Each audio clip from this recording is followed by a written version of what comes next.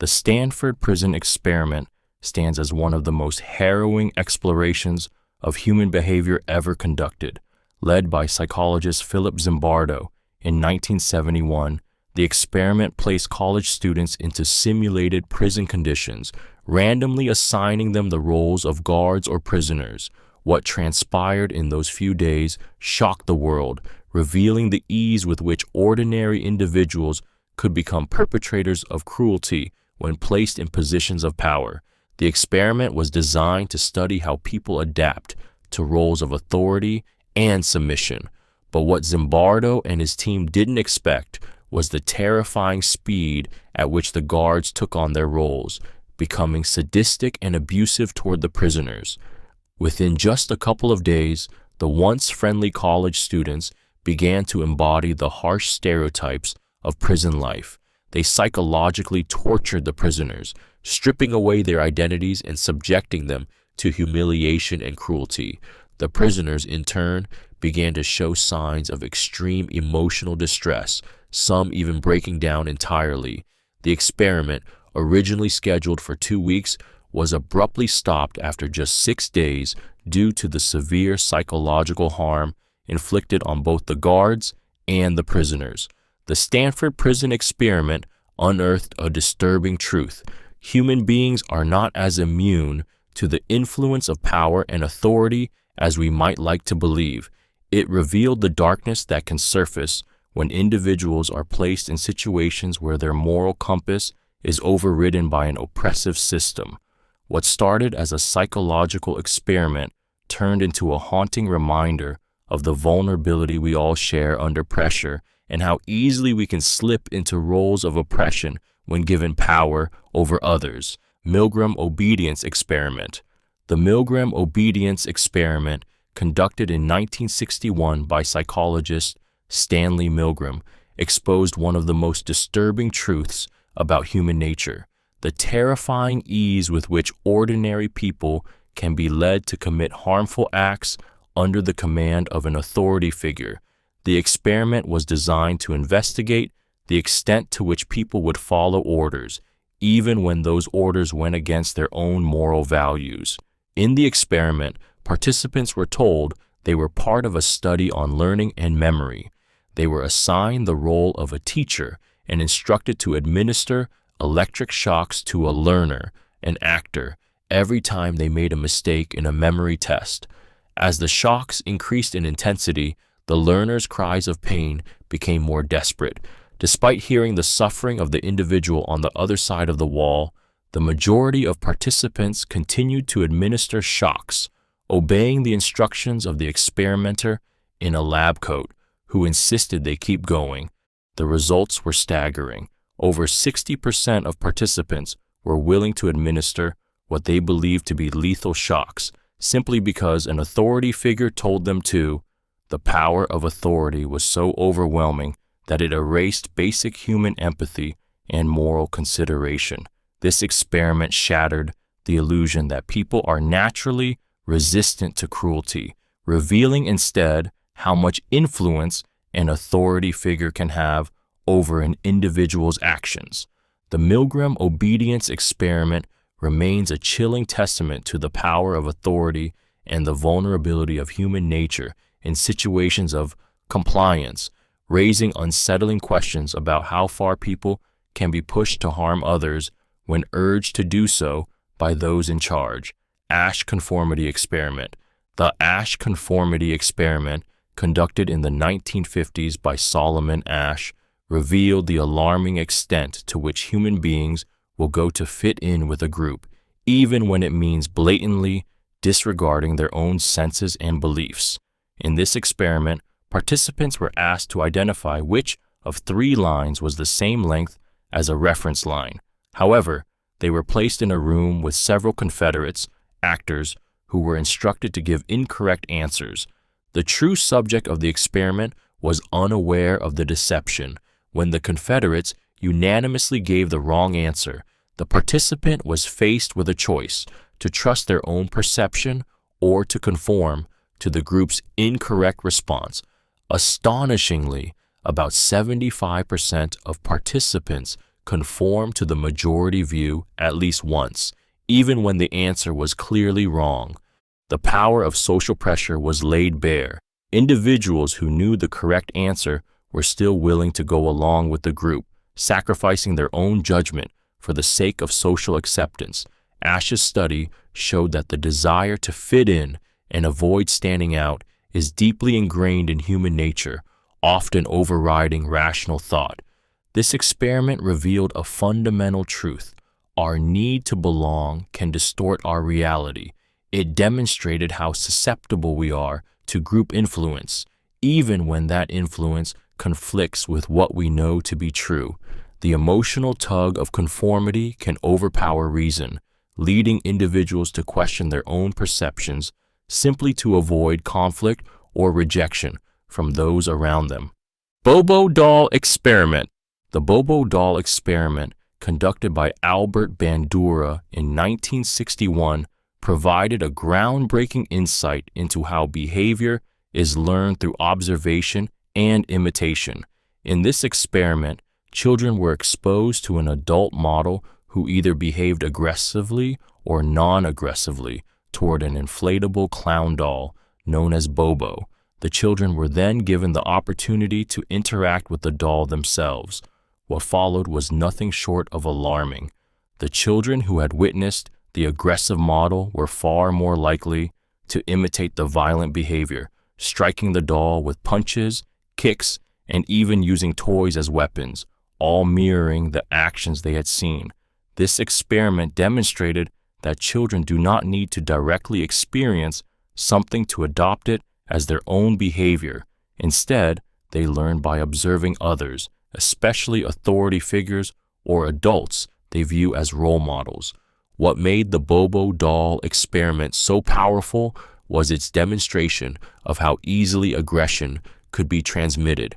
It shattered the misconception that behavior is only shaped by direct reinforcement. Instead, it proved that witnessing aggression, whether in the home, media, or society, could influence children to replicate that same behavior. The emotional weight of this experiment lies in its stark reminder of the impact of role models on a child's development, making it clear how deeply they are affected by what they observe. In the years that followed, the Bobo doll experiment would become a cornerstone in the field of social learning theory, showing the dark side of imitation, the ability for aggression and violence to be learned and passed down simply through the act of watching someone else. The Hawthorne effect. The Hawthorne effect, discovered in the late 1920s and early 1930s during a series of experiments at the Western Electric Hawthorne Works, revealed a profound truth about human behavior. People's performance can improve simply because they are being observed. Initially, researchers set out to study how changes in lighting conditions impacted worker productivity. However, they found something far more unexpected. The workers' productivity increased regardless of whether the lighting was bright or dim, simply because they were aware they were being watched. This seemingly simple observation unraveled a deeper psychological principle. Human beings tend to modify their behavior when they know they are under scrutiny. The workers, knowing they were part of an experiment, began to perform better, not because of the physical changes to their environment, but because of the attention they were receiving. The emotional impact of this discovery lies in how it challenges our understanding of motivation. It wasn't just the physical environment that mattered, but the psychological effect of being seen, acknowledged, and valued. The Hawthorne effect highlights the powerful role of attention in shaping human behavior, showing that people often perform better when they feel observed, as it makes them feel important and validated. It also suggests that the need for recognition and the mere knowledge of being watched can drive performance, even when no material rewards are at stake. This experiment is a striking reminder of how the presence of others, whether in the workplace, at school, or in personal relationships, can profoundly influence how we behave, often triggering a sense of accountability and motivation that might not otherwise exist. Stanford Marshmallow Experiment. The Stanford Marshmallow Experiment, conducted by psychologist Walter Mischel in 1972, became one of the most iconic studies on self-control and delayed gratification. In this experiment, children were presented with a choice. They could either eat one marshmallow immediately or wait for a short period of time and receive 2 marshmallows instead.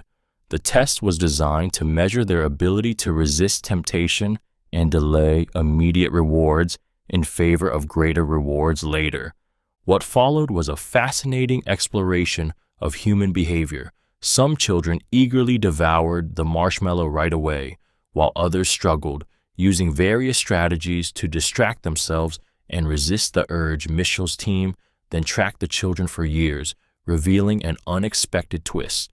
The children who had been able to delay gratification tended to perform better in life, scoring higher on standardized tests, maintaining better health, and even handling stress more effectively as adults. The emotional impact of this experiment is profound.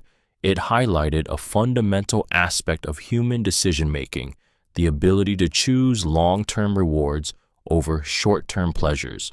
For these children, resisting the immediate temptation for the promise of something better down the line turned out to be a powerful predictor of success. The experiment tapped into the heart of what it means to have control over one's impulses, a crucial skill not only in childhood but throughout life. The Stanford Marshmallow Experiment left us with a sobering reality. The ability to resist temptation shapes our future, and it's a skill that can be nurtured and developed, influencing our success and happiness in ways we may not fully understand. Robbers Cave Experiment. The Robbers Cave Experiment, conducted by Muzafer Sherif in 1954, uncovered a profound truth about human nature. The deep-seated divisions between groups can lead to hostility and conflict, but cooperation can heal those wounds.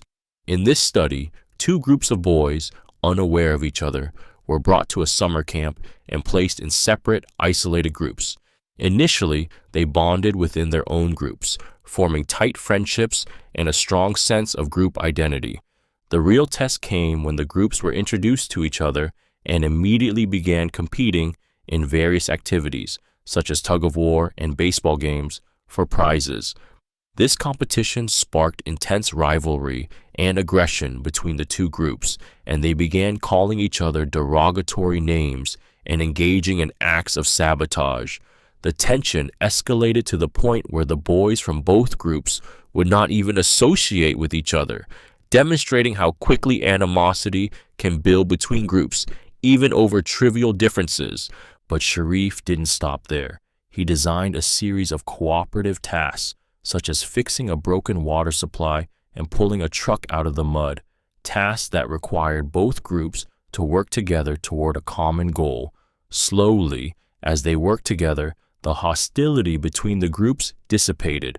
They began to see each other as individuals rather than enemies, and friendships started to form across group lines. The emotional power of the Robbers Cave Experiment lies in its demonstration that while division and conflict are easily created, cooperation can bridge those divides. It revealed how human nature is molded by group identities and how, under the right circumstances, those identities can be transformed, fostering unity in the face of adversity. Little Albert Experiment. The Little Albert Experiment, conducted by John B. Watson and Rosalie Rayner in 1920, is one of the most ethically controversial studies in the history of psychology. It sought to demonstrate that fear could be conditioned in humans. In this chilling experiment, a 9-month-old baby, known as Little Albert, was exposed to a white rat, which he initially showed no fear toward. However, Watson and Rayner paired the presence of the rat with a loud, frightening noise that startled the baby. After several pairings, Little Albert began to cry and show fear whenever he saw the rat, even without the noise. This was a powerful demonstration of classical conditioning, showing how an emotional response like fear could be induced by associating an initially neutral stimulus, the rat with something inherently unpleasant, the loud noise. But the experiment didn't stop there. The fear that Albert developed was not limited to just the white rat. Over time, he began to show signs of fear toward other furry objects, such as rabbits and even a fur coat, demonstrating the process of stimulus generalization. The emotional weight of this experiment lies in the realization of how easily fear and anxiety can be conditioned in a person, especially in vulnerable individuals like infants. Little Albert's distress, caused by the artificial creation of fear, underscores the immense power of environmental influences on behavior. The lasting implications of the little Albert experiment remain haunting.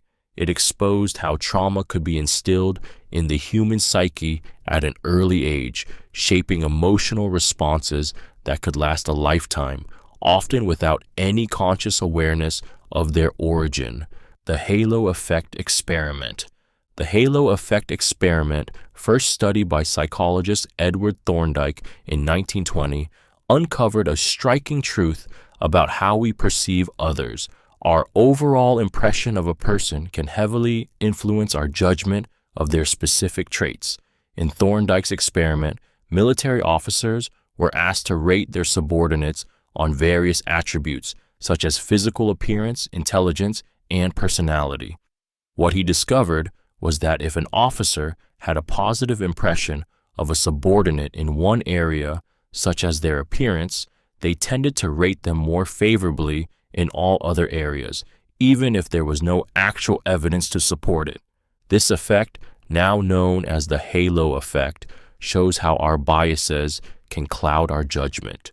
When we form a favorable or unfavorable opinion of someone based on a single trait, it often skews our perceptions of their other qualities. For example, if we find someone attractive, we may also assume they are intelligent, kind, or competent, despite having no evidence to support those assumptions. The emotional impact of this experiment lies in its unsettling implication. We are not as objective as we like to think. The halo effect reveals how easily we can be manipulated by superficial traits, such as attractiveness or charisma, which may have little bearing on a person's actual abilities or character. This cognitive bias affects everything from hiring decisions to romantic relationships, showing how our perceptions are often driven by unconscious, generalized assumptions. What makes this effect particularly powerful is how deeply it influences our interactions and decision-making, often without us even realizing it, creating unfair advantages or disadvantages for individuals based on a singular, sometimes irrelevant, characteristic. Bystander effect. The bystander effect is a chilling phenomenon that reveals the dark side of human nature when it comes to helping others in need. First studied by social psychologists Bibb Latané and John Darley in the 1960s, the experiment focused on how people react to emergencies when others are present. The researchers set up scenarios where a person in distress was in clear need of help, but the twist was that there were also multiple bystanders in the vicinity.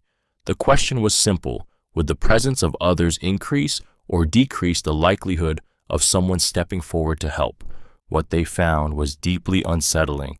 The more people there were around, the less likely any single person was to intervene.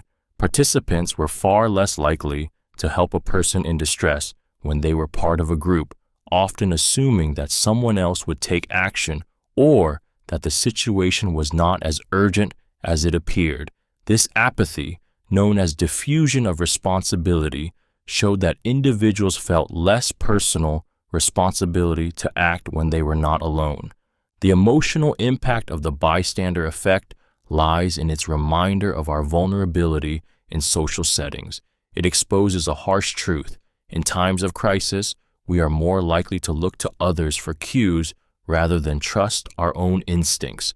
The experiment forces us to confront the uncomfortable reality that, in an emergency, the very presence of others might prevent us from acting. This phenomenon is not just a theoretical concept. It happens every day in real life.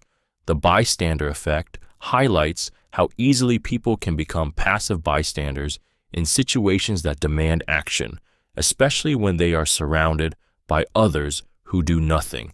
Zimbardo's Stanford Prison Experiment. Zimbardo's Stanford Prison Experiment, conducted in 1971, stands as one of the most chilling investigations into the depths of human behavior. It was designed to explore the psychological effects of perceived power, focusing on the struggle between prisoners and prison guards. 24 male college students were randomly assigned to either role in a simulated prison environment. What began as a controlled study quickly spiraled out of control, revealing the terrifying ease with which ordinary individuals can become cruel when given unchecked authority.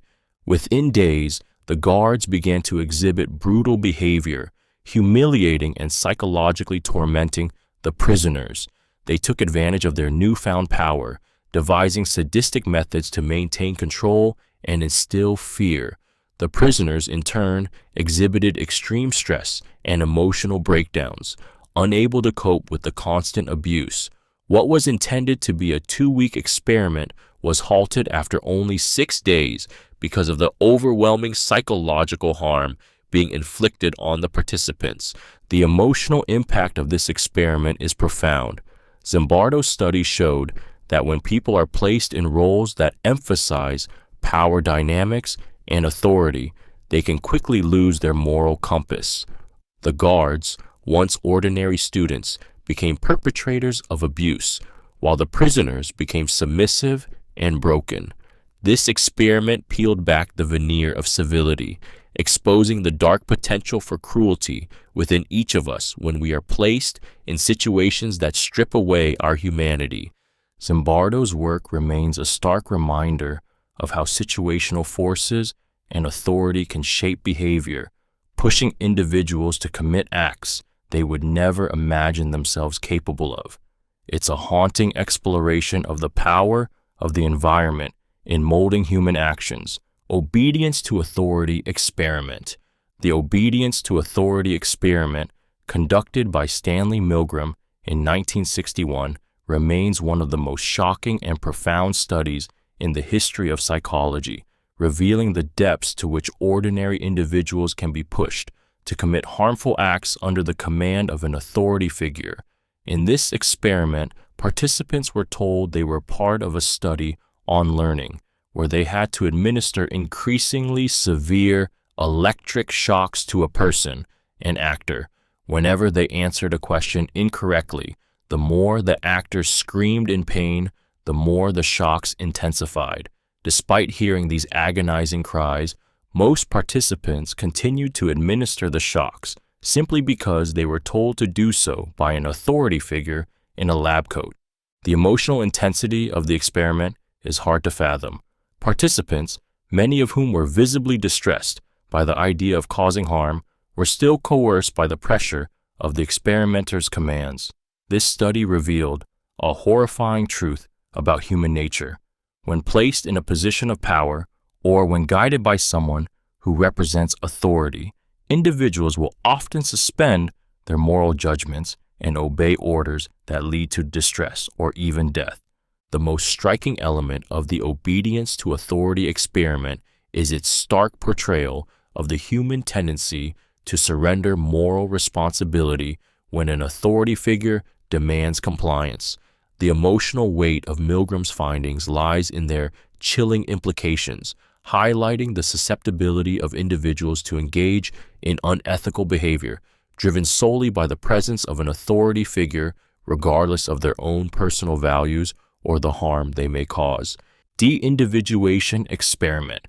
The de-individuation experiment, pioneered by psychologist Philip Zimbardo in the 1960s, explored the dark side of anonymity and how it can lead to behaviors that individuals would never normally engage in.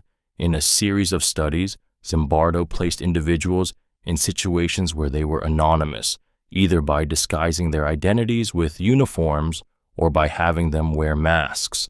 The results were disturbing. When people felt anonymous and unidentifiable, they were far more likely to engage in aggressive antisocial, and destructive behaviors.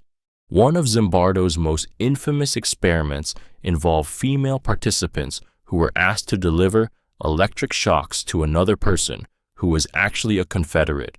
When the women wore hoods and cloaks, they were significantly more likely to administer stronger shocks than when they were identifiable by name. The lack of personal accountability seemed to free them from the social constraints that typically govern behavior, and they acted in ways they likely never would have if their identity was known. This experiment revealed a critical psychological truth. When people lose their sense of individuality, whether in groups or under conditions of anonymity, they are far more likely to behave in ways that are typically contrary to their moral standards. The emotional gravity of this finding lies in its insight into how powerful group dynamics and anonymity can be in shaping behavior, often leading individuals to engage in reckless or harmful actions that they would never do alone or when identifiable. The lesson from the de-individuation experiment is chilling.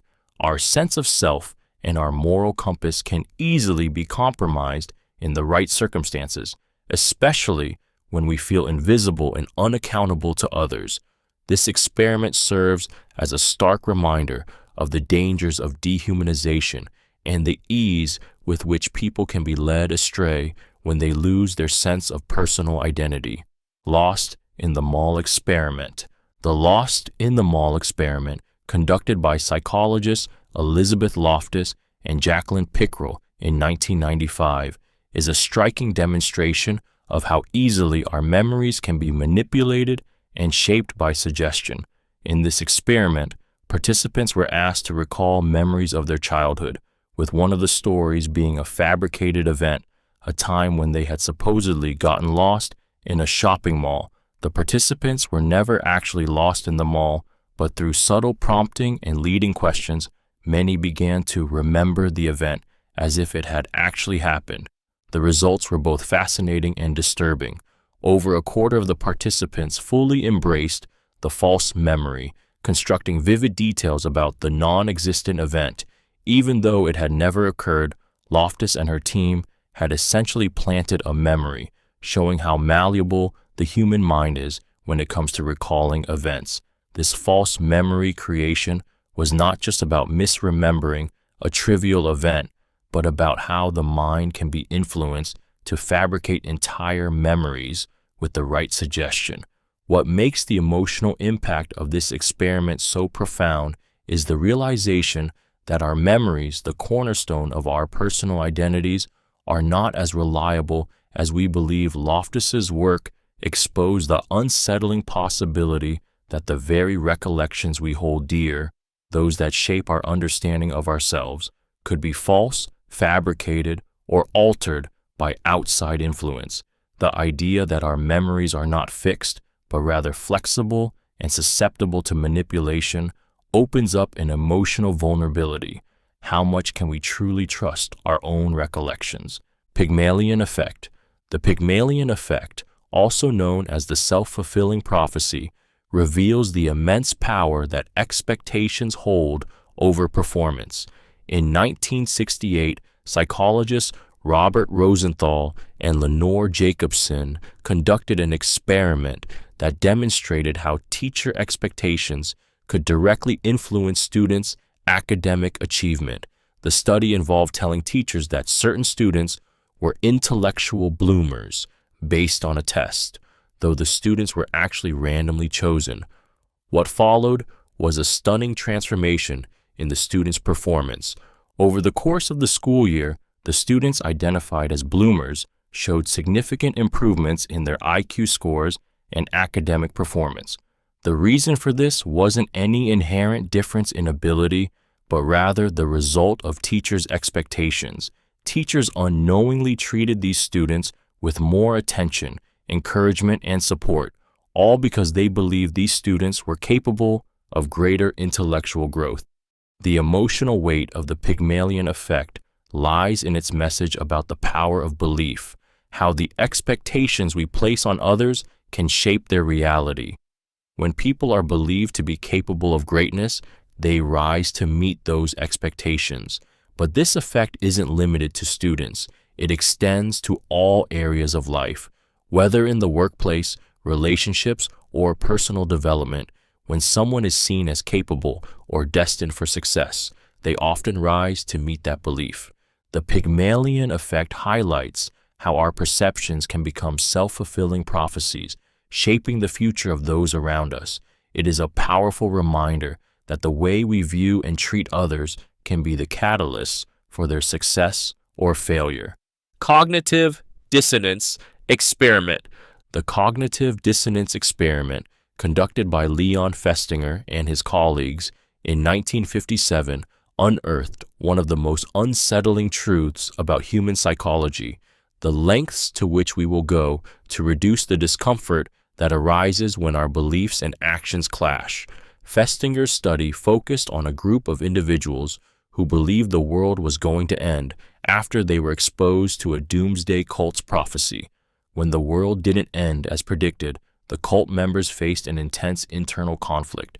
Their deeply held belief in the prophecy was in direct contradiction with reality, creating what psychologists call cognitive dissonance, a state of mental discomfort caused by holding two conflicting beliefs. Rather than abandoning their belief, many of the members doubled down on it, claiming that their faith had saved the world. This act of rationalization is at the heart of cognitive dissonance theory. People will go to extreme lengths to avoid the uncomfortable feeling of dissonance, even when it means distorting reality or justifying actions that contradict their core values.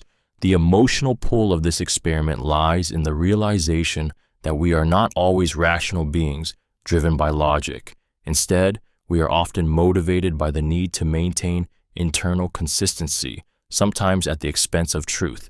Festinger's findings highlight a deeply human trait: the unwillingness to accept when we are wrong. The discomfort of cognitive dissonance pushes us to alter our perceptions or beliefs in ways that allow us to feel less conflicted. This experiment laid bare how easy it is for people to ignore evidence and continue believing in something simply to protect their sense of self and avoid the pain of contradiction. Harlow's monkey experiments.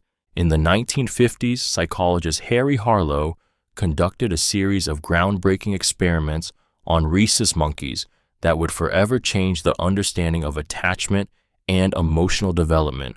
Harlow separated infant monkeys from their mothers at birth and provided them with two surrogate mothers, one made of wire, offering food, and another made of soft cloth, offering no nourishment. Despite the wire mother providing food, the infants overwhelmingly preferred to stay with the cloth mother, seeking comfort and security. The emotional weight of this experiment lies in its revelation about the fundamental nature of attachment. Harlow's findings shattered the previously held belief that infants' attachment to their mothers was solely based on the provision of food. Instead, it showed that the need for comfort and emotional security was just as, if not more, crucial to development. The baby monkeys clung to the soft, comforting surrogate for warmth and safety, only venturing out to explore when they felt secure in the embrace of the soft mother. Harlow's research was a stark reminder of the power of love and emotional bonds in the development of trust and social behavior. His findings were both heartbreaking and enlightening, demonstrating that emotional care, not just physical nourishment, is essential for healthy psychological development. The emotional intensity of this experiment is amplified by its insight into how the absence of such attachment can lead to deep psychological damage. The Harlow's monkey experiments remain a critical part of understanding the importance of emotional connection and the profound effects of neglect, offering a powerful and often painful lesson on the necessity of nurturing care for the development of healthy, secure individuals. Cognitive dissonance experiment. The cognitive dissonance experiment, conducted by Leon Festinger and his colleague James Carlsmith in 1959, uncovered one of the most powerful psychological forces that drive human behavior, the need to resolve inner conflicts between our beliefs and actions. In this study, participants were asked to perform a boring and repetitive task. After completing it, they were then asked to tell another participant that the task was enjoyable. Some participants were paid $1 for this lie, while others were paid $20. The emotional core of the experiment lies in what happened next. Those who were paid only $1 experienced a deep sense of discomfort, a psychological conflict. They had lied for such a small reward, and the discrepancy between their actions, lying, and their beliefs that the task was boring created an overwhelming tension. To resolve this discomfort, they changed their attitudes, convincing themselves that the task had, in fact, been more enjoyable than they originally thought. On the other hand, those who were paid $20 did not experience the same level of cognitive dissonance, as the large payment made their lie seem justified. This experiment showed us something profound about human nature. When our actions contradict our beliefs or values, we will often change our beliefs to align with our behavior, rather than admit we were wrong. This subconscious effort to reduce the discomfort of cognitive dissonance influences our decisions, justifications, and perceptions in ways we rarely recognize. The emotional undercurrent of the experiment lies in understanding how much we are willing to deceive ourselves to maintain psychological comfort and consistency, even at the expense of truth. Foot in the door experiment. The foot in the door experiment, conducted by psychologists Jonathan Friedman and Scott Fraser in 1966, revealed a simple yet powerful psychological tactic used to gain compliance, starting with a small request to pave the way for a larger, more demanding one. In the experiment, researchers asked homeowners if they would be willing to put a small, non-intrusive sign in their window that read, "Be a safe driver." Later, they followed up with a much larger request, asking the same homeowners to place a large, unattractive billboard in their front yards promoting the same cause. The results were astonishing. Those who had agreed to the small request were far more likely to agree to the larger one compared to those who hadn't been asked initially. The small commitment made the larger request seem much less burdensome, as people were psychologically inclined to maintain consistency in their actions. The emotional core of the foot in the door experiment lies in its insight into how we are influenced by our own desires for consistency. Once we take a small step toward compliance, we feel compelled to follow through with larger requests, even if they seem unreasonable.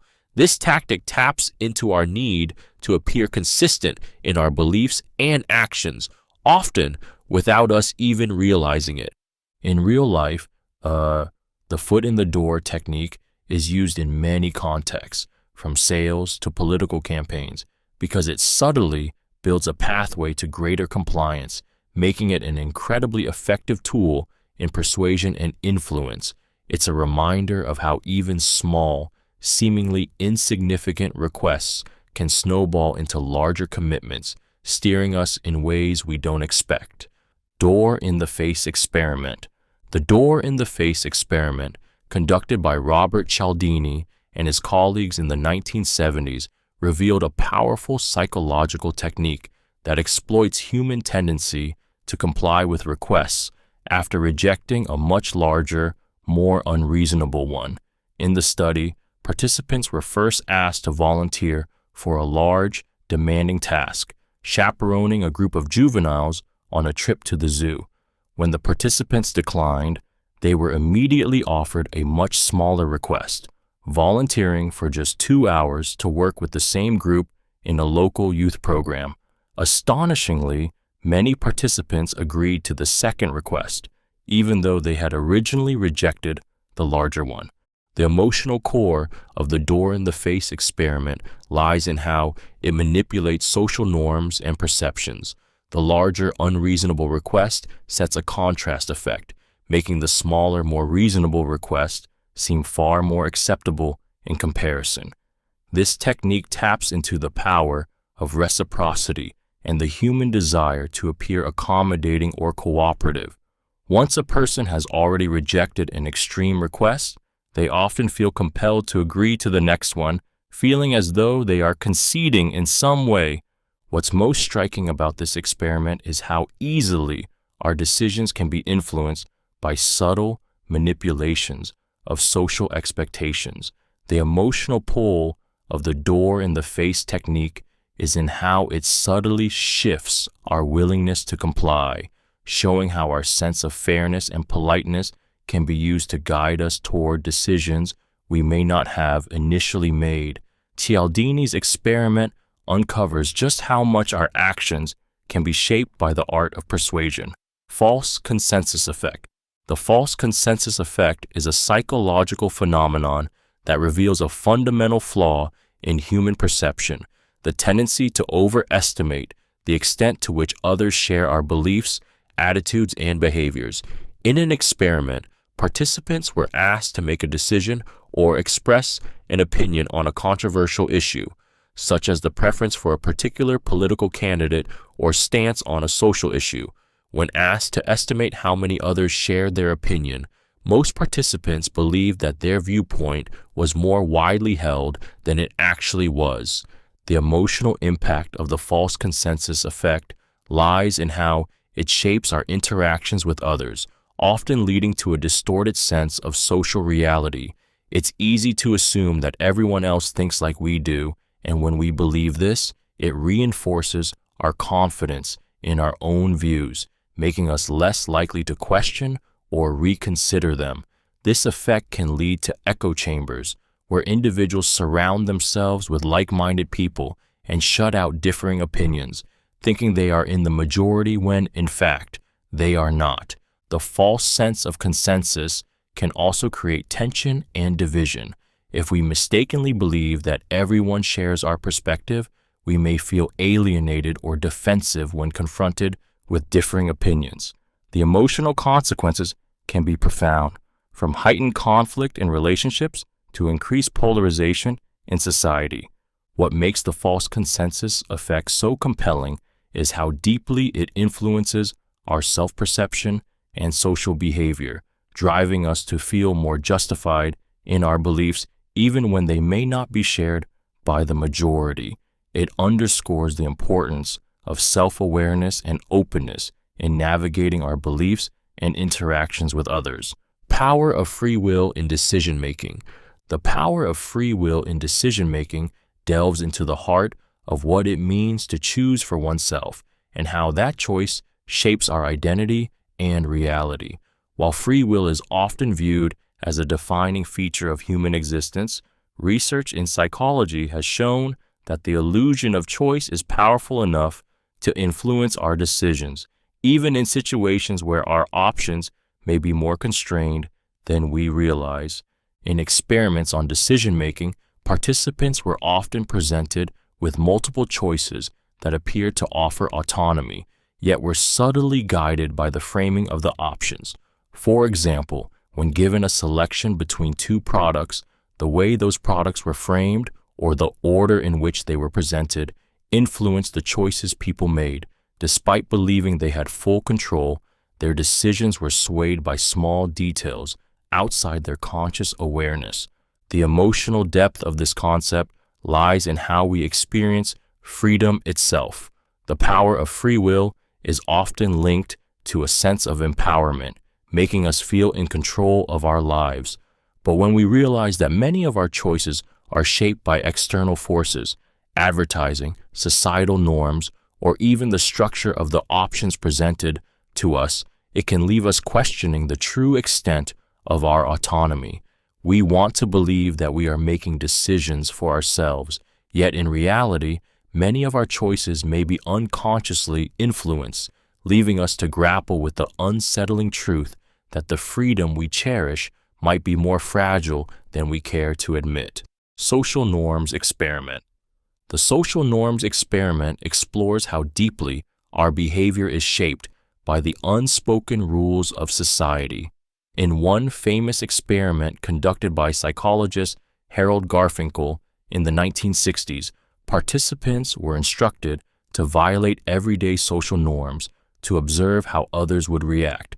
Garfinkel asked people to intentionally break common conventions, such as sitting too close to strangers in public or treating family members as if they were strangers.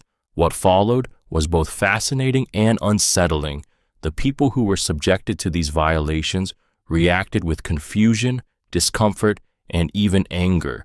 They often tried to restore the unspoken social order by demanding the violator follow the expected norms.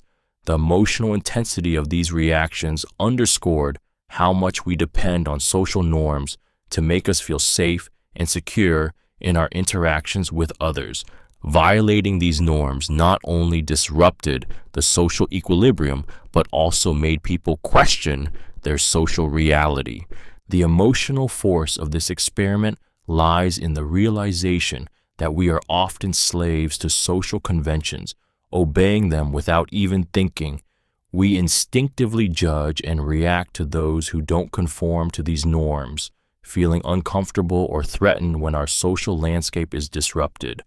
The experiment illustrates how much of our behavior is governed by invisible forces, forces that are so ingrained in us that we rarely stop to question them.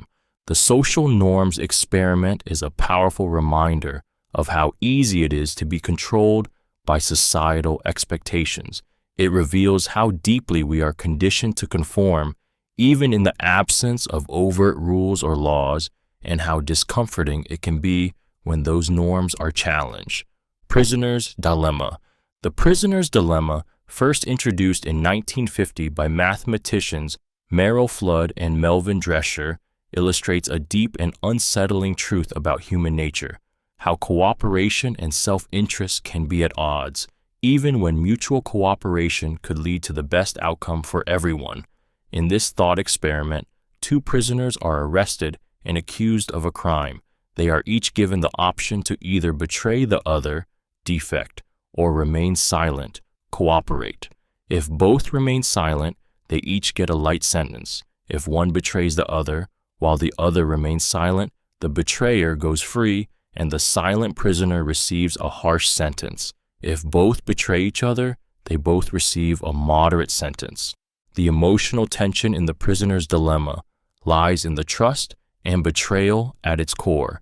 The optimal outcome, both prisoners remaining silent, requires mutual trust, but the fear of being betrayed often leads each to defect, resulting in a worse outcome for both. The dilemma demonstrates how individuals acting in their own self-interest can unwittingly bring about a collective loss. This experiment shows how easily people are driven by immediate self-gain, even when cooperation would lead to a better result for everyone involved. The emotional hook of this experiment is the intense inner conflict it highlights, the pull of self-preservation versus the potential for collaboration. The prisoner's dilemma reveals how our decisions, rooted in fear, trust, and individual desires, can undermine collective well-being, exposing the vulnerability we all share when faced with choices that test our loyalty and moral compass. Paradox of Choice Experiment. The paradox of choice experiment, led by psychologist Barry Schwartz, uncovered a deeply unsettling truth about human decision-making. Having too many options can actually lead to stress, dissatisfaction, and regret.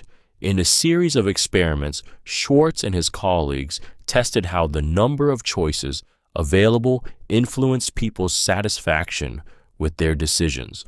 One of the most striking findings was that when people were offered a vast array of choices, whether it was for jam, insurance plans, or consumer products, they were less likely to make a purchase and more likely to feel dissatisfied with the decision they eventually made. The emotional gravity of the paradox of choice lies in how it challenges the very notion that more options equate to greater freedom and happiness. People often think that the more choices they have, the better their decisions will be. However, The overwhelming abundance of options leads to paralysis, making it harder to choose at all. When they do choose, they are often left with a sense of regret, wondering if they could have made a better choice from the other endless possibilities. What makes this experiment so poignant is its revelation about the emotional toll of excess. The pressure of endless possibilities can create anxiety, reduce satisfaction, and even lead to buyer's remorse. The fear of making the wrong choice, compounded by the knowledge that there are countless alternatives, leaves people feeling unfulfilled and overwhelmed. The paradox of choice experiment serves as a profound reminder that sometimes less really is more. Too many options don't lead to greater freedom. They lead to uncertainty, dissatisfaction, and emotional exhaustion. Chameleon effect. The chameleon effect is one of the most subtle yet powerful psychological phenomena that demonstrates the ease with which humans adapt to their social surroundings. In this experiment, researchers observed how people unconsciously mimic the behaviors, speech patterns, and mannerisms of those around them. Just as a chameleon blends into its environment to avoid detection, humans naturally mirror the actions and emotions of others without even realizing it. The emotional pull of this effect lies in its connection to human connection and belonging. When we unconsciously mimic someone, we signal to them that we are on the same wavelength, fostering rapport and understanding. This mirroring is a silent, powerful tool in building relationships, whether in professional settings, friendships, or romantic encounters. The more we blend in, the more we are accepted. It's an instinctive response tied to our need to bond, feel understood, and navigate social dynamics with ease. But there's a darker side to the chameleon effect. While it can promote closeness, it can also be exploited. Manipulators use this subconscious mimicry to make others feel a false sense of trust and connection, guiding them toward decisions or actions that serve the manipulator's agenda. The emotional tension in this realization is unsettling. Something as innocent as mimicry, our own natural, almost invisible behavior, can be wielded for influence, leaving us unaware of how deeply others might be shaping our actions. The chameleon effect teaches us that while we seek connection, we are also vulnerable to subtle manipulation through our own instincts. Cognitive bias experiment. The cognitive bias experiment delves into the subtle ways our minds deceive us, influencing our judgments and decisions without us even realizing it. One of the most famous studies exploring cognitive biases was conducted by psychologist Daniel Kahneman and his colleague Amos Tversky. Their work revealed how people often rely on mental shortcuts or heuristics, which lead to systematic errors in thinking. In one experiment, participants were asked to estimate the number of African countries in the United Nations by spinning a wheel that landed on a random number. Participants who saw a higher number on the wheel were more likely to estimate a higher number of countries, demonstrating the anchoring bias, the tendency to rely too heavily on the first piece of information we encounter, even if it's arbitrary. This experiment uncovered a profound and unsettling truth about the human mind. Our perceptions of reality are easily distorted by factors beyond our control. We are influenced by irrelevant information, our emotions, and our own cognitive shortcuts, all of which shape how we view the world. The emotional impact of these findings is striking, as they challenge our belief in our own objectivity and rationality. If we are susceptible to such biases in something as simple as estimating numbers, imagine how easily they can influence more complex decisions, like choosing a job, making financial investments, or forming relationships. The cognitive bias experiment forces us to confront the uncomfortable reality that our decisions are far from the logical, rational conclusions we often believe them to be. These biases, operating beneath the surface of our awareness, shape our behavior and choices in ways that we can't easily control, making it harder to trust our own judgments. Milgram Shock Experiment. The Milgram Shock Experiment, conducted by Stanley Milgram in 1961, is one of the most disturbing and revealing studies of obedience in psychological history. In this experiment, participants were told they were part of a study on learning and memory. They were assigned the role of a teacher and instructed to administer electric shocks to a learner, an actor, whenever the learner gave a wrong answer. As the shocks increased in intensity, the learner began to scream in pain, eventually pleading for the shocks to stop. Despite hearing these cries, most of the participants continued to administer the shocks, obeying the authority figure, the experimenter, who urged them to keep going. The emotional power of this experiment lies in the way it exposes the terrifying ease with which individuals can be led to harm others under the influence of authority. Participants were visibly distressed, but the authority figure, dressed in a lab coat and exuding confidence, assured them that they would not be held responsible for the consequences. Over 60% of participants followed through with the experiment, delivering what they believed to be fatal shocks to the learner. Milgram's experiment shatters the illusion that people are naturally resistant to inflict pain on others. It reveals how susceptible we are to the commands of those in authority, even when it conflicts with our own moral compass. The emotional weight of the Milgram shock experiment is in its shocking implication. We are often willing to abandon our humanity in obedience to those we perceive as authority figures, no matter the cost to others. IKEA effect. The IKEA effect, first identified by researchers Michael Norton, Daniel Mochon, and Dan Ariely in 2011, reveals a fascinating psychological principle. People tend to place a higher value on things they have partially created themselves. In their experiment, participants were asked to assemble furniture from IKEA or other simple tasks. After completing the task, the participants were asked to price their work. Surprisingly, they valued the products they had assembled significantly higher than identical pre-assembled items, even though the quality was the same. The emotional impact of the IKEA effect lies in how it speaks to the deep psychological connection we form with things we put effort into. When we invest time and energy into creating something, we begin to see it as an extension of ourselves. This sense of ownership and personal achievement leads us to overvalue the object, even if its intrinsic worth hasn't changed. The emotional satisfaction of building something with our own hands brings a sense of pride and accomplishment, making the item feel more special, more valuable. This effect has profound implications in marketing, relationships, and personal satisfaction. In marketing, it explains why DIY projects or customizable products like IKEA furniture can create a stronger emotional bond between the consumer and the product. The act of creation enhances perceived value and attachment, making people more willing to pay more for it.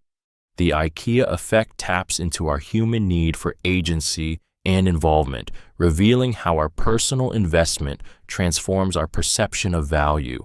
It's a powerful reminder that the effort we put into something doesn't just shape the outcome, it shapes how deeply we connect with it. Facebook effect. The Facebook effect is an exploration of the powerful influence social media platforms, particularly Facebook, have on shaping our self-perception, behaviors, and even our societal norms. The experiment behind this concept dives into how Facebook's design and its social dynamics manipulate the way we present ourselves and interact with others online. It's not just a platform for connection. It's a carefully crafted environment that taps into deep psychological desires for validation, acceptance, and recognition. The emotional weight of the Facebook effect is striking.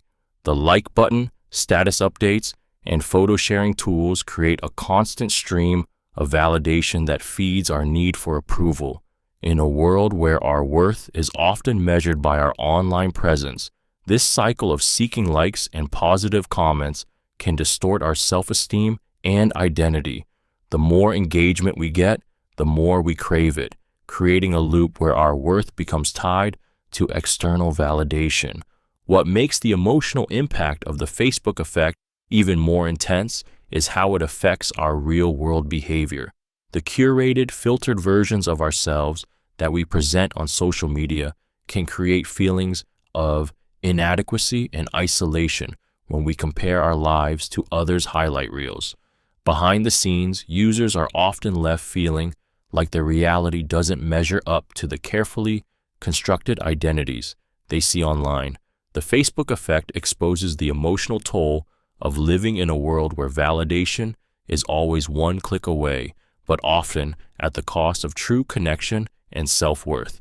Scarcity principle. The scarcity principle taps into a powerful psychological force, our innate fear of losing out. This principle suggests that people perceive things as more valuable when they are scarce or in limited supply. A classic experiment to illustrate this principle was conducted by psychologist Stephen Werkel in the 1970s, known as the cookie jar experiment. In the study, participants were presented with 2 jars of cookies, one filled with 10 cookies and the other with only 2.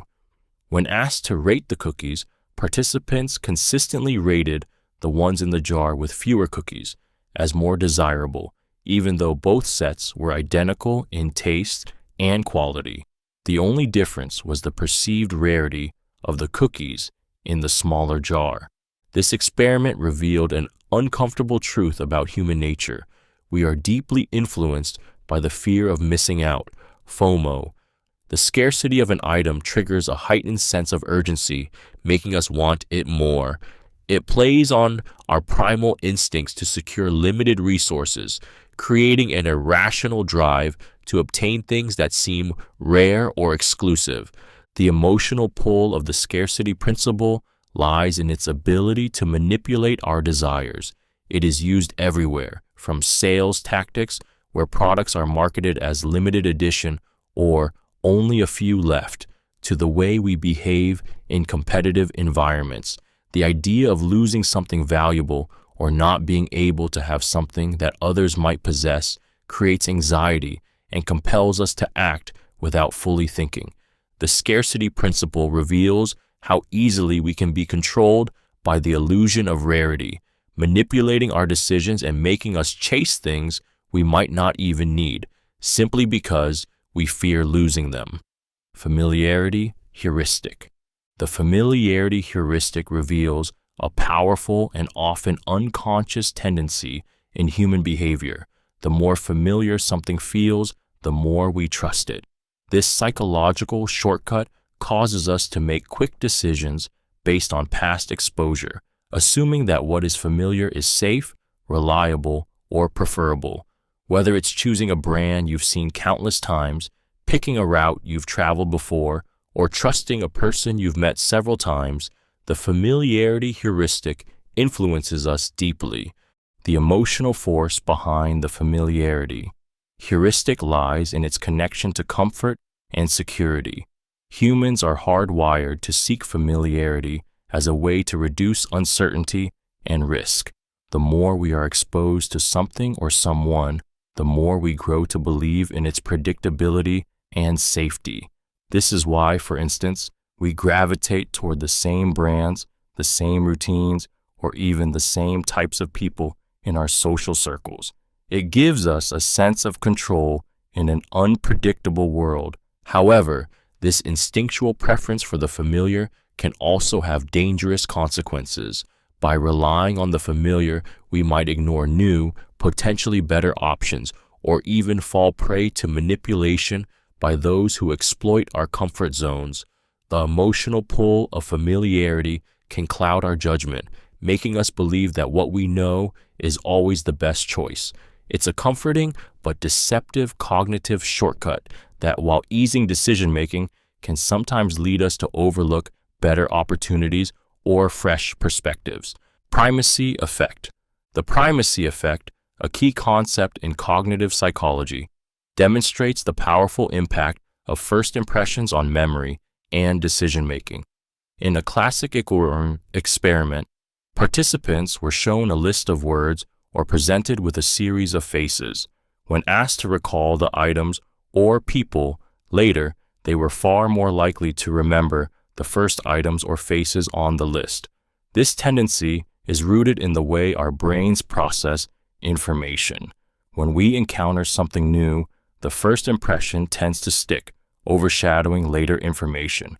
The emotional weight of the primacy effect lies in its influence on how we view others, make judgments, and form lasting opinions. The first encounter with someone, whether it's a job interview, a date, or even a simple conversation, has a disproportionate impact on how we judge them moving forward. The power of this initial moment is profound, as it shapes our expectations and biases, often leading us to overlook later information that contradicts our first impression. What makes the primacy effect so impactful is how it can cloud our ability to accurately assess situations or people. Once we form a strong first impression, it can be hard to shake off, even when subsequent experiences or evidence suggest otherwise. This emotional attachment to our initial perceptions can result in flawed judgments, where the first moment becomes a lens through which we interpret everything that follows. The primacy effect is a potent reminder of how powerful first impressions can be in shaping our perceptions, influencing how we view others, and the decisions we make about them long after that first encounter has passed. Recency effect. The recency effect is a psychological phenomenon that reveals how our memories and judgments are often shaped by the most recent information we encounter. It's a part of the broader principle of serial position effect, which suggests that people are more likely to remember the last items in a series, whether it's a list of words, events, or even conversations. This effect can be both a powerful tool and a subtle force that influences how we form opinions and make decisions. The emotional undercurrent of the recency effect lies in its ability to shape our perceptions in moments of high stakes or emotional charge. Imagine receiving feedback after a performance, only to focus primarily on the last comment you received, whether it was positive or negative, rather than the entire evaluation. This momentary focus on the most recent piece of information can dramatically alter your perception of your abilities, your self-worth, or your future actions. Similarly, when it comes to major decisions or judgments, the last piece of information we receive often holds the most weight, overshadowing everything that came before it.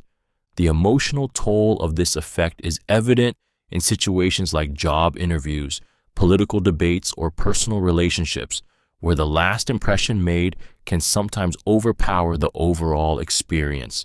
People can leave interviews or conversations feeling defined by a single comment or moment, which they may have overemphasized due to the recency effect. This bias demonstrates how easily we can become trapped in the fleeting influence of recent events, shaping our reality in ways that might not be as accurate as we believe. Social comparison theory. The social comparison theory, introduced by psychologist Leon Festinger in 1954, uncovers the hidden force that drives much of our self-perception and behavior: the need to evaluate ourselves in relation to others.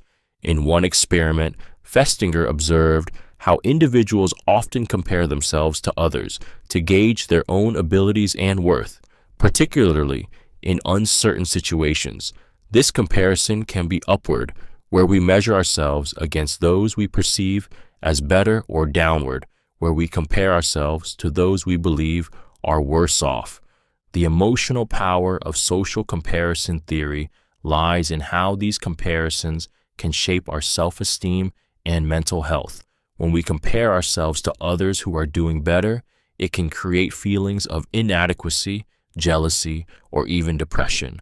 On the other hand, Comparing ourselves to those who are worse off may temporarily boost our confidence, but it can also lead to complacency or self-justification. The emotional impact of this theory is particularly striking in the context of social media, where the curated, often idealized lives of others are constantly displayed. The pressure to measure up to these perfect versions of life can lead to a distorted sense of reality, where we feel inadequate or dissatisfied with our own lives. Social comparison is a silent, constant force that shapes how we see ourselves and how we navigate the world around us. Social comparison theory exposes the emotional vulnerability we all share, the need to know where we stand in the social hierarchy. It is a reminder that while comparing ourselves to others can motivate us to improve, it can also erode our sense of self-worth, creating a constant emotional tug-of-war in our minds. Persuasion experiment. The persuasion experiment, conducted by Richard Petty and John Cacioppo in the 1980s, explored how people are influenced by persuasive messages and the conditions under which they are more likely to be persuaded. Their study, known as the Elaboration Likelihood Model, ELM, revealed two main pathways to persuasion: the central route and the peripheral route. The central route occurs when a person is deeply engaged with a message and evaluates the information carefully, while the peripheral route relies on superficial cues such as the speaker's attractiveness or the presentation style. The emotional intensity of this experiment lies in the realization that we are constantly being influenced, often without even realizing it. When we are motivated or able to think critically about a message, we are more likely to be persuaded through the central route, forming lasting beliefs based on strong arguments. However, when we are distracted, tired, or uninterested, we may be swayed by superficial factors through the peripheral route, leading us to make decisions based on irrelevant cues, like how persuasive the speaker seems, rather than the content of the message. This experiment demonstrates how easily our opinions and actions can be shaped by external influences, whether we are consciously aware of it or not. The emotional pull of persuasion is profound because it taps into the deepest parts of human decision-making: the drive for approval, the desire for ease, and the need for reassurance. The persuasion experiment sheds light on how susceptible we are to persuasion in both subtle and overt ways, reminding us that our beliefs and behaviors are often more malleable than we realize. Like-me bias. The like-me bias is a subtle yet powerful psychological phenomenon that drives individuals to feel more comfortable with others who are similar to themselves. In various experiments, researchers have shown that people tend to favor those who share similar traits, attitudes, or backgrounds, often unconsciously gravitating toward them. Whether it's in hiring decisions, friendships, or social interactions, the like-me bias shapes how we connect with others, as we naturally seek out familiarity and validation in those around us. The emotional impact of this bias runs deep, as it influences how we form relationships and perceive people from different walks of life. The more someone resembles us, whether through shared interests, appearance, or experiences, the more likely we are to trust them, feel comfortable with them, and even elevate their status in our eyes. This bias not only fosters positive connections, but can also lead to exclusion and discrimination. When we are drawn to those who mirror our own identity, we may inadvertently distance ourselves from people who are different, reinforcing societal divisions and prejudices. The like-me bias explains why people often form homogeneous social circles, workplaces, and communities, reinforcing their own worldview and limiting exposure to diverse perspectives. Emotionally, it reinforces a sense of belonging, but at the cost of reducing empathy for those who are perceived as different. What makes this bias so powerful is how ingrained it is in human nature, shaping social dynamics in ways we may not even recognize. It acts as an invisible force, subtly influencing our interactions and decisions, often without us being aware of its impact on our judgment and behavior. Halo effect in marketing. The halo effect in marketing is a subtle yet incredibly powerful psychological phenomenon that explains how our overall impression of a person, brand, or product can influence our perception of its individual attributes. If we like one aspect of something, whether it's a celebrity endorser, a sleek design, or a positive first experience, we are more likely to assume that all other aspects of it are equally positive. This effect can make us overlook flaws or make judgments based on superficial qualities, like appearance, that have little to do with the actual product's quality or performance. The emotional impact of the halo effect in marketing is profound. When a company uses an attractive, well-known celebrity to endorse a product, it can instantly elevate the product's image, making us associate it with qualities like success, happiness, or trustworthiness, whether or not those qualities truly apply. The powerful allure of the halo effect pulls us in emotionally, leading us to place more value on the product simply because it is linked with something or someone we admire or aspire to. This effect plays a central role in the strategies of marketers who understand that the first impression of a product can heavily influence long-term customer loyalty and brand perception. It's easy for consumers to fall into the trap of assuming that everything the brand represents is as flawless as the image it projects. The emotional pull of the halo effect is often so strong that it can cloud our judgment, leading us to make purchasing decisions based on an overall impression rather than a careful evaluation of the product's true merits. Stanford Prison Experiment. The Stanford Prison Experiment, conducted by psychologist Philip Zimbardo in 1971, exposed the shocking and dark side of human behavior when placed in positions of power and submission.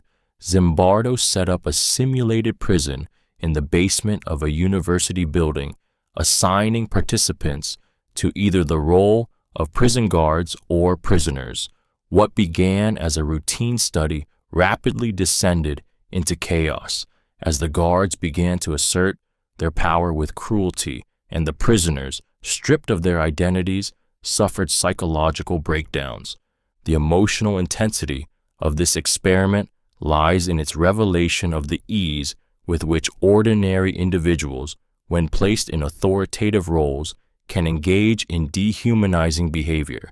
The guards, who were initially instructed to maintain order, quickly became sadistic, while the prisoners, once vibrant students, became passive and broken, unable to cope with the relentless abuse.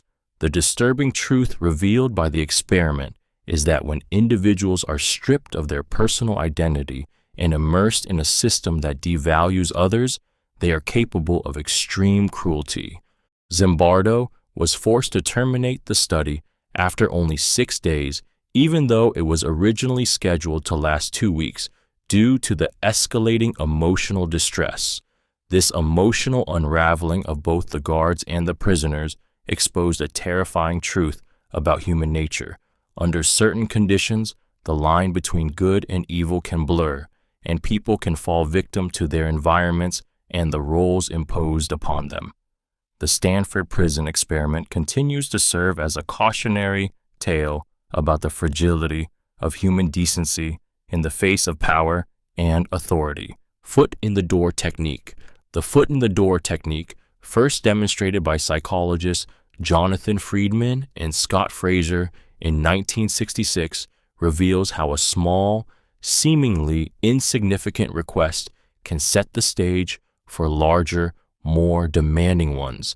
In their experiment, participants were initially asked to agree to a simple, non-intrusive request, such as placing a small sign in their window.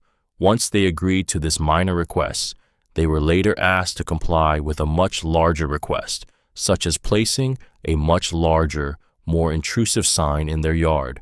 Astonishingly, those who had first agreed to the small request we're much more likely to comply with the larger one. The emotional power of this technique lies in its manipulation of our sense of consistency. Once we agree to a small action, our desire to remain consistent with our previous behavior pushes us to agree to further requests, even if they are larger or more inconvenient. This subtle psychological effect taps into a deep-seated need for self-consistency, a core principle that guides much of human behavior. We like to think of ourselves as rational and dependable, so when we agree to something, we feel a compelling urge to stay true to that initial decision. The foot in the door technique is emotionally triggering because it reveals how easy it is to lead someone down a path of increasing commitment without them even realizing it. This technique plays on our natural inclination to justify our actions and maintain consistency, making it a powerful tool of influence. It's a reminder of how vulnerable we are to incremental manipulation, often without realizing how much we've agreed to. Bystander apathy experiment. The bystander apathy experiment, conducted by psychologists John Darley and Bibb Latané in the 1960s, revealed a deeply unsettling truth about human nature. The presence of others can actually reduce the likelihood that individuals will intervene in an emergency. In their most famous experiment, participants were placed in a room where they overheard someone in distress, having a seizure. The researchers manipulated the number of bystanders present to observe their reactions. Surprisingly, the more people who were around, the less likely any one person was to help. This phenomenon, known as the bystander effect, occurs because individuals tend to feel less personal responsibility when others are present. In a group, people often assume someone else will take action, leading to collective inaction. The emotional weight of this experiment lies in its chilling revelation of human indifference, how our instinct to avoid standing out or appearing foolish can outweigh our basic empathy for those in need. The emotional power of the bystander apathy experiment lies in how it strips away the illusion of social safety nets. When we rely on others to act, we forget our individual capacity to make a difference. The participants in the experiment, along with countless real-world bystanders, were caught in a moment of fear and indecision, trapped by the diffusion of responsibility. What makes the bystander apathy experiment so emotionally triggering is its reminder that, in critical moments, people can be paralyzed by the presence of others, leaving victims stranded in their most vulnerable moments. It's a powerful lesson in human behavior that forces us to confront the uncomfortable reality of our reluctance to act when others are around. Groupthink experiment. The groupthink experiment, a term coined by psychologist Irving Janis in the 1970s, sheds light on how group cohesion can sometimes lead to disastrous decisions. In groupthink, the desire for harmony or conformity within a group leads members to suppress dissenting viewpoints, overlook potential risks, and make irrational decisions. It happens when the need for unanimity outweighs critical thinking and individual opinions, often resulting in poor choices. The emotional impact of groupthink is stark, as it reveals how powerful the human need to belong can be.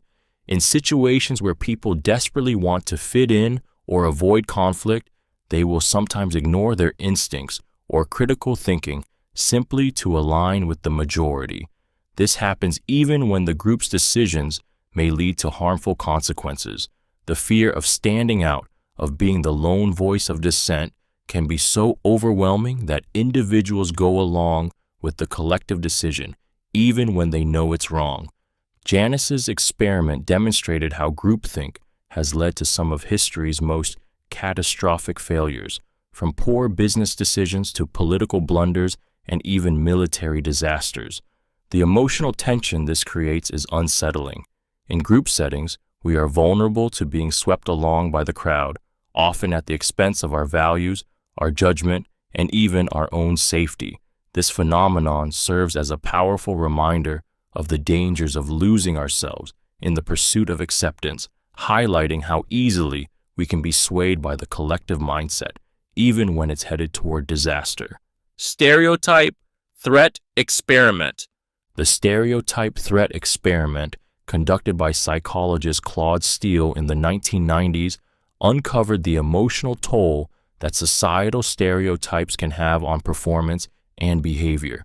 In a series of groundbreaking studies, Steele and his colleague, Joshua Aronson, demonstrated how individuals, when reminded of negative stereotypes about their social group, would often underperform in tasks related to those stereotypes.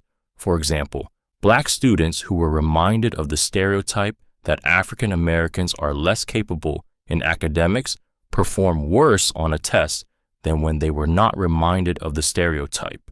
The emotional power of the stereotype threat experiment lies in its revelation of how deeply stereotypes can affect self-perception and confidence.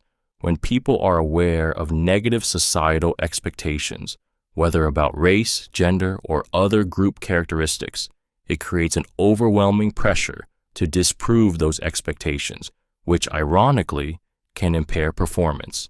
The experiment showed that people are not only worried about their own abilities, but also about confirming or reinforcing negative stereotypes, which can lead to anxiety and distraction.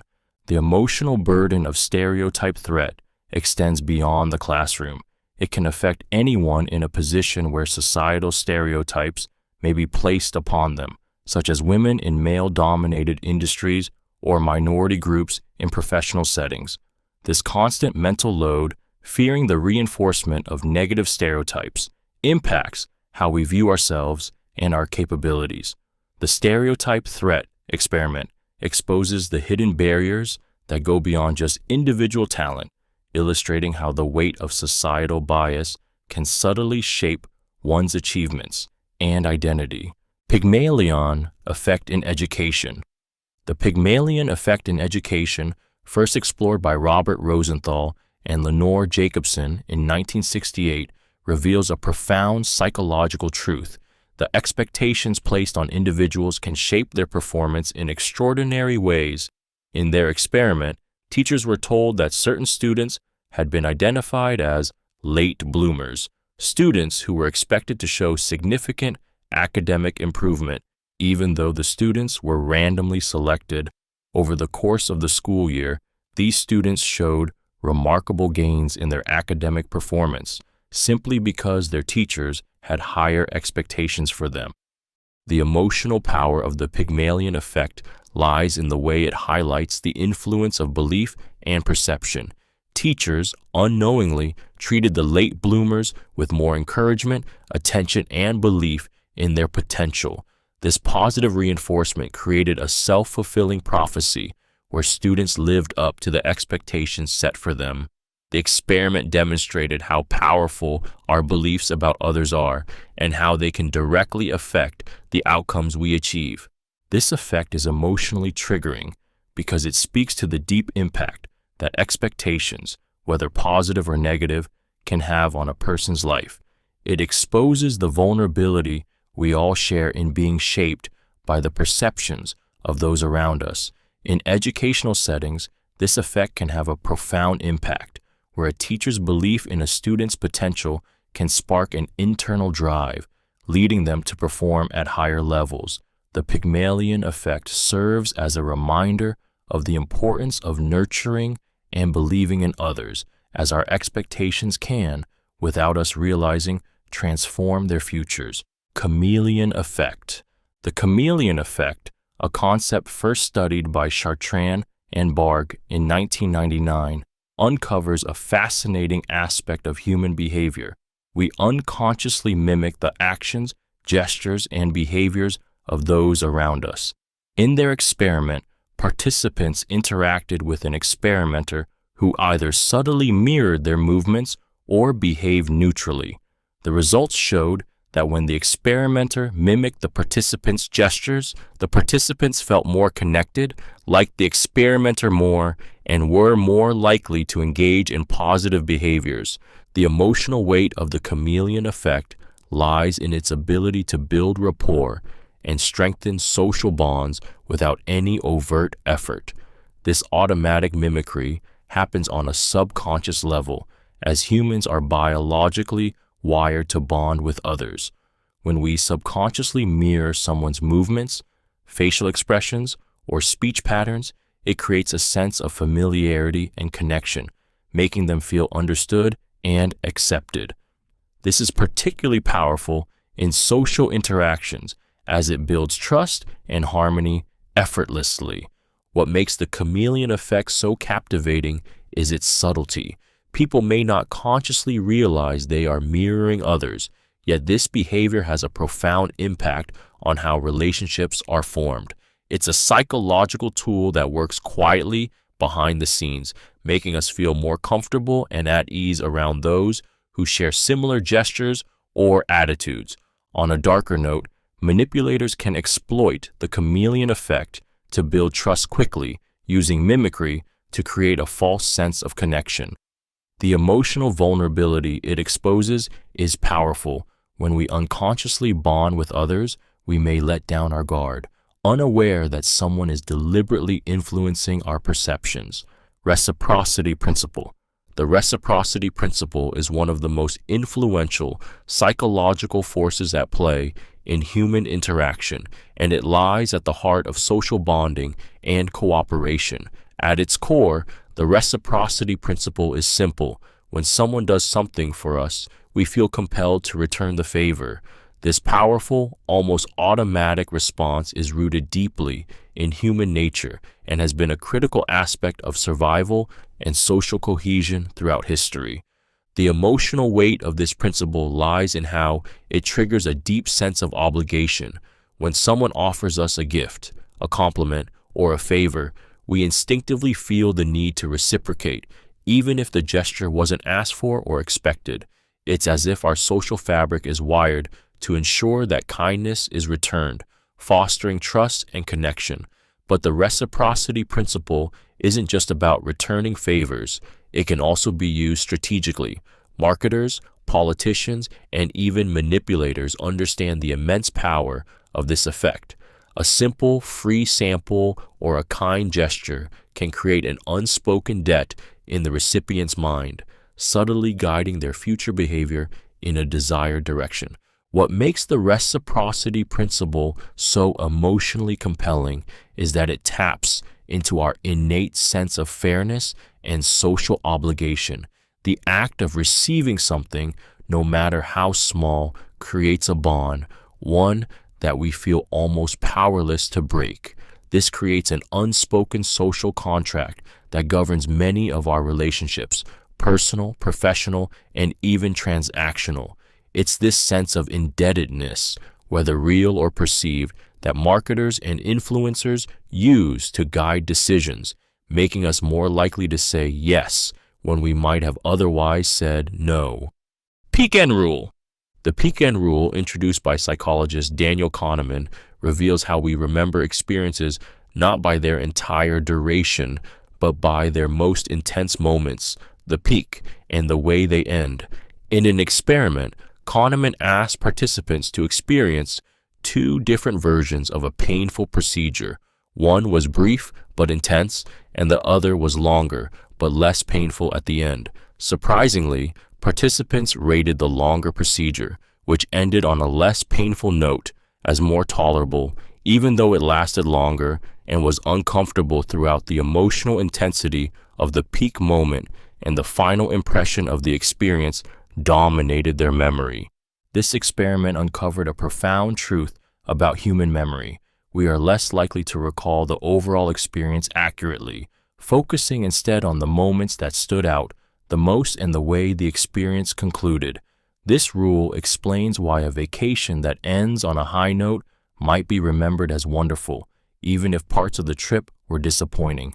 It also sheds light on how events in our personal lives are often judged based on their climax and conclusion, not their entirety. The emotional pull of the peak end rule lies in its implication for how we perceive and evaluate our lives. It shows that moments of intense joy or pain followed by a strong ending, can shape how we remember entire experiences.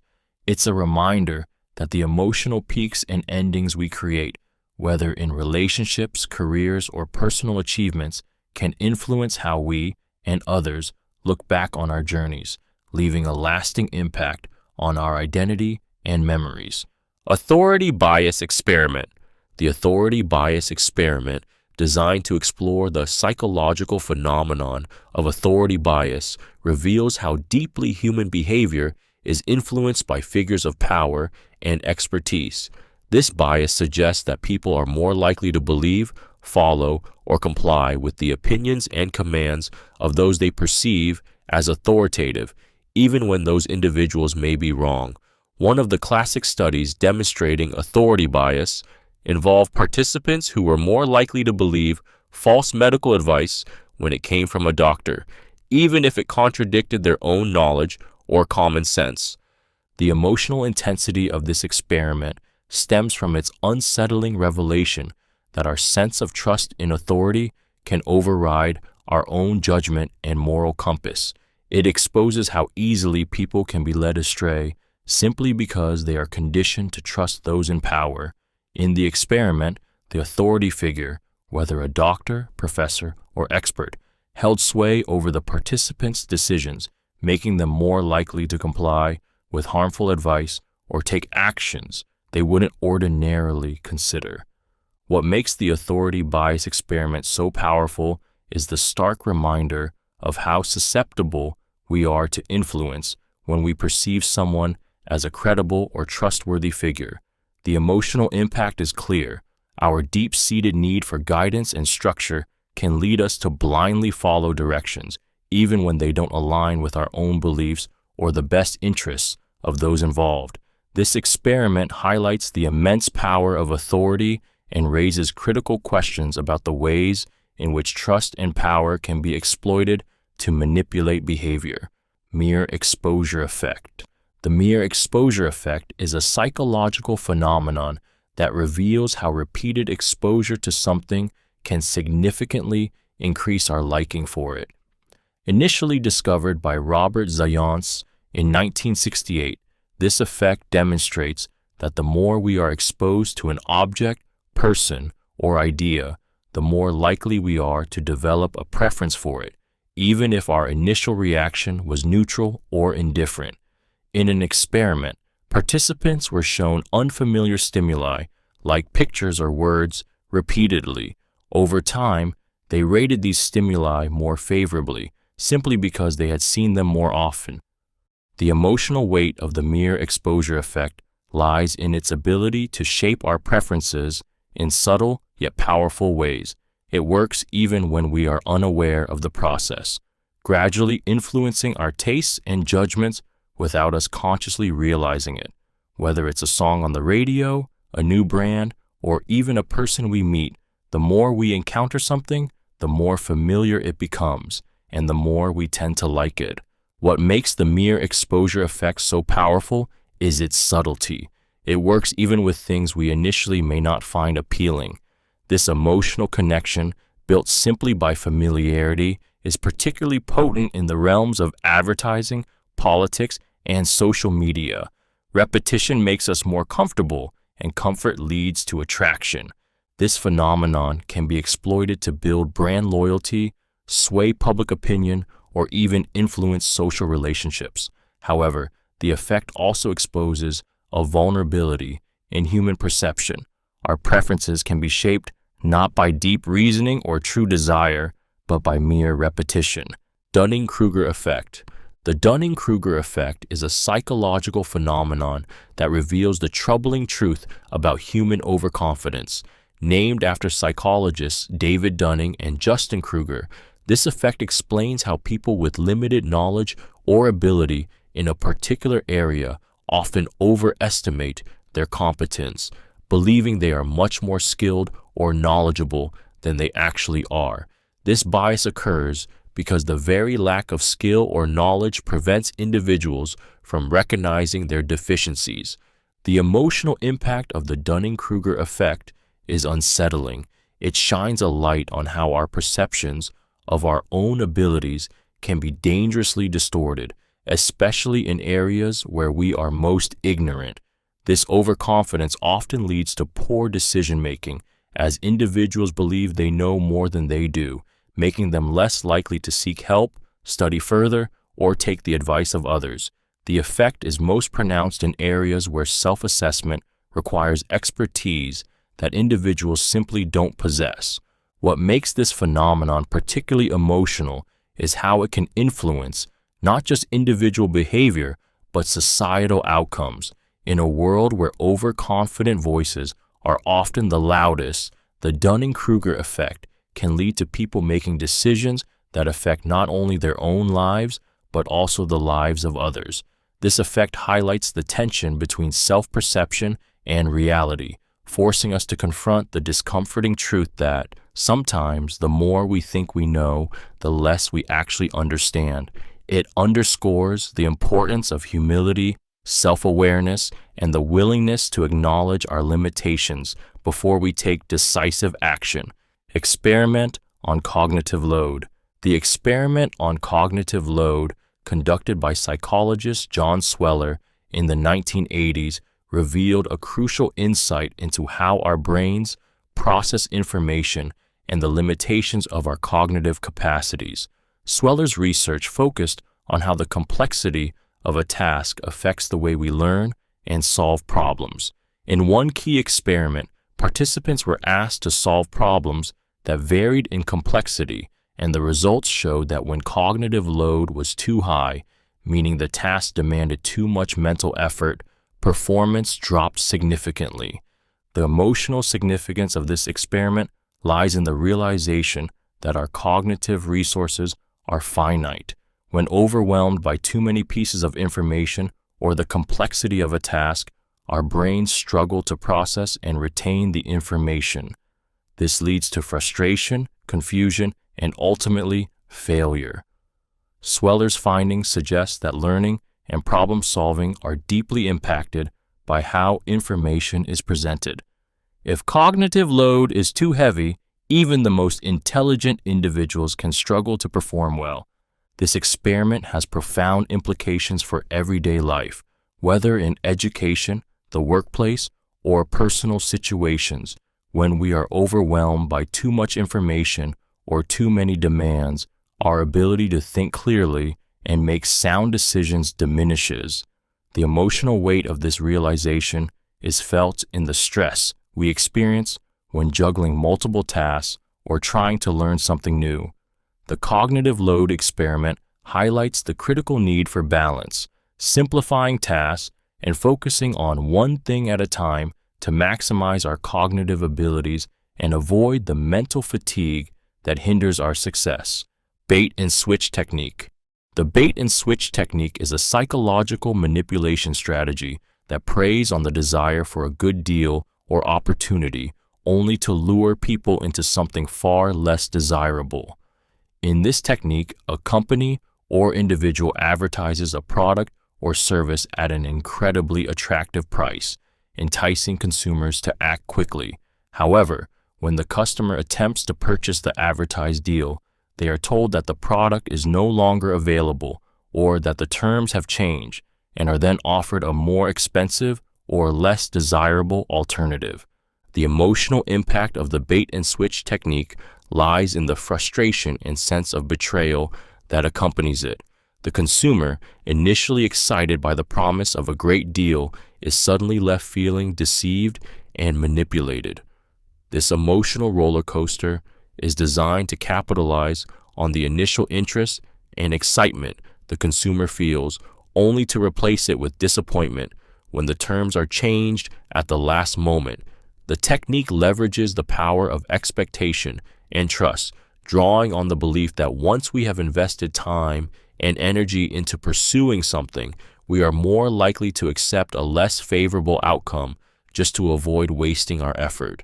What makes the bait and switch so emotionally triggering is how it exposes our vulnerability to manipulation. People are often driven by the hope of obtaining something valuable at a great price, and when that hope is shattered, the emotional sting is powerful.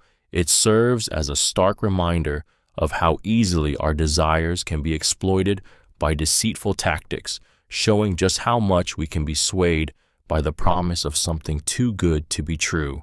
Dispositional Attribution Experiment. The dispositional attribution experiment, studied by psychologist Fritz Heider in the 1950s, explores a key aspect of how we make sense of others' behavior. Dispositional attribution refers to the tendency to attribute someone's actions to their personality or inherent traits, rather than considering situational factors that might influence their behavior.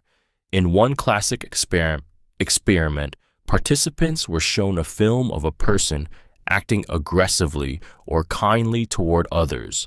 When asked to explain the person's behavior, many participants made dispositional attributions, believing the person's actions were a direct reflection of their personality, kind or aggressive, rather than considering the broader context, such as external pressures or circumstances. The emotional impact of this experiment lies in its uncovering of how easily we jump to conclusions about others based on their actions, often ignoring the complexities of their situation. We often simplify others' behavior by attributing it to their inherent nature, making judgments about their character without understanding the forces shaping their actions. This tendency can lead to misjudgments, stereotyping, and unfair treatment. The dispositional attribution experiment is a powerful reminder of the bias we all carry, assuming that people's behavior is the result of who they are, rather than the circumstances they find themselves in. It exposes a deep flaw in human perception. We tend to assume that others' actions reflect their inner character, when in reality, external factors play a significant role. This bias can influence our personal relationships, hiring decisions, and even how we judge strangers, often leading to distorted perceptions of others. Observation of social roles. The observation of social roles reveals a powerful and often unconscious way in which we shape our behavior based on the expectations placed on us by society. Psychologist William McGuire's research into social roles emphasized how individuals internalize the roles they are assigned in various settings, whether as students, parents, employees, or leaders, and how these roles dictate our actions, decisions, and even identities. These roles come with specific norms and expectations, which guide how we think we should behave in different social contexts. The emotional depth of observing social roles lies in how strongly they influence our sense of self. When we step into a role, we often feel pressure to conform to the behaviors and attitudes that society expects from that role. A teacher, for example, might adopt an authoritative tone and a set of professional behaviors to align with the expectations of the profession. Similarly, a parent might feel compelled to act with patience and nurturing, even if their natural impulses are different. Over time, these roles can shape our identity, sometimes so deeply that we begin to see ourselves only through the lens of that role. However, the emotional cost of this process can be significant. When the roles we are given clash with our true selves or aspirations, it can lead to internal conflict, stress, and a diminished sense of authenticity. The pressure to conform to these expectations can feel stifling, especially when we feel confined by the roles society assigns to us. The observation of social roles uncovers a deeply emotional struggle between individuality and conformity, showing how easily we can lose sight of who we truly are as we try to live up to the roles that others expect us to play. Just World Hypothesis. The Just World Hypothesis, introduced by psychologist Melvin Lerner in the 1960s, explores a deeply rooted belief many people hold that the world is fundamentally fair and that individuals get what they deserve. In a series of experiments, Lerner demonstrated that when people witness others suffering or experiencing misfortune, they were more likely to blame the victim for their situation. This blaming the victim phenomenon stemmed from an unconscious need to believe that bad things happen to bad people and good things happen to those who deserve them. The emotional power of the just world hypothesis lies in its reflection of our desire for comfort and order in an often chaotic world. When we witness injustice, instead of confronting the randomness of life, we prefer to believe that the victim somehow brought their suffering upon themselves. This creates a sense of psychological safety for us, as it reinforces the idea that we can avoid misfortune if we behave correctly. However, this belief can also lead to harmful consequences, as it can cause individuals to ignore the real causes of injustice or suffering, such as systemic inequality or chance events. The emotional weight of this hypothesis is evident in how it shapes our empathy, or lack thereof, for others. When we buy into the just world hypothesis, we may be less likely to help those in need, thinking they somehow deserve their fate. It also impacts how we view ourselves. We may feel invulnerable, believing that as long as we do right, we will be protected from misfortune. This belief can blind us to the unfair realities that others face, reinforcing a world that feels more predictable, but ultimately less compassionate. Social facilitation experiment. The social facilitation experiment, first studied by Norman Triplett in 1898, revealed a fascinating and emotionally charged insight into human behavior. The presence of others can either improve or hinder our performance, depending on the task. Triplett's original study focused on how cyclists perform better when racing alongside others than when riding alone. His research laid the groundwork for understanding how social environments impact individual performance. The key discovery here is that when performing simple or well-learned tasks, the presence of others tends to enhance performance. But when performing complex or unfamiliar tasks, it can cause anxiety and result in worse outcomes. The emotional depth of this experiment lies in its connection to self-esteem and pressure. When we perform tasks in front of others, there is an inherent desire to succeed and impress, which can either drive us to perform better or, conversely, make us feel more self-conscious, leading to mistakes. This dynamic is especially potent when individuals are aware they are being watched or judged. The need for social approval can trigger heightened stress or excitement, depending on the situation. What's especially emotionally triggering about the social facilitation experiment is its reminder of the vulnerability that comes with social comparison. In environments where we are observed, our desire for validation can either propel us to excel or create an overwhelming sense of self-doubt. The experiment highlights the emotional tension of trying to balance the pressure of others' expectations with our own internal drive to perform, revealing just how deeply social context can shape our actions. Self-serving bias. The self-serving bias is a psychological phenomenon that reveals how we distort our perceptions of success and failure to protect our self-esteem. This bias leads individuals to attribute their successes to internal factors, such as their skills or hard work, while blaming external factors like bad luck or difficult circumstances for their failures. In a classic experiment, participants were asked to reflect on their performance in a task. Those who succeeded attributed it to their abilities, while those who failed cited the difficulty of the task or external distractions. The emotional weight of the self-serving bias lies in how it helps maintain our sense of self-worth. By taking credit for successes, we bolster our confidence and feel capable. Conversely, by externalizing failure, we protect ourselves from feelings of incompetence or inadequacy. This bias shields us from emotional pain, providing a psychological cushion when faced with setbacks or challenges. However, the downside of the self-serving bias is its potential to distort reality. It can prevent personal growth and self-reflection, as we may fail to acknowledge our own shortcomings or learn from mistakes. In relationships, this bias can breed conflict, as it may lead individuals to take more credit than they deserve or fail to accept responsibility for their actions. What makes the self-serving bias so powerful is its subtlety and ubiquity. It operates without us even realizing it, shaping the way we see ourselves and interact with others. While it helps protect our ego, it also keeps us from seeing things as they truly are, hindering personal growth and the development of genuine, honest relationships. Confirmation bias experiment. The confirmation bias experiment reveals a striking truth about human psychology.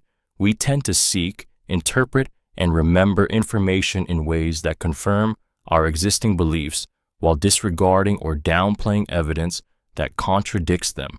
In a series of studies conducted by Peter Wason in the 1960s, participants were given a sequence of numbers and asked to determine the rule governing them.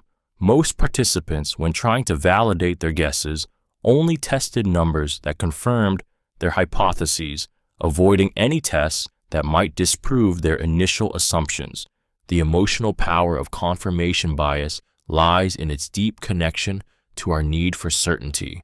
When we form an opinion or belief, it becomes emotionally comforting to find information that supports it. The emotional tug of being right, of having our views validated, feels satisfying and reassuring, like a shield against doubt and insecurity. This drive can make us blind to alternative perspectives or new information, creating a dangerous echo chamber where our beliefs become more entrenched and resistant to change. What makes this bias so insidious is how it can affect everything from personal relationships to political opinions and scientific discovery. In the real world, confirmation bias can lead to polarization as individuals surround themselves with people and media that affirm their views while dismissing opposing viewpoints. The emotional cost is high. Confirmation bias can perpetuate misunderstandings, create divisive rifts, and limit personal growth.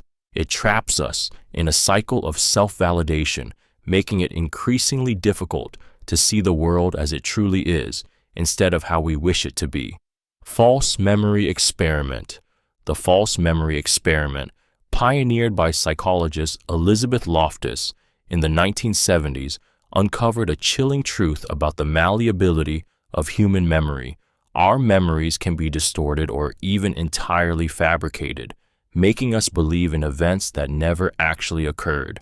In one of her most famous studies, Loftus showed participants a video of a car accident and then asked them questions about the event.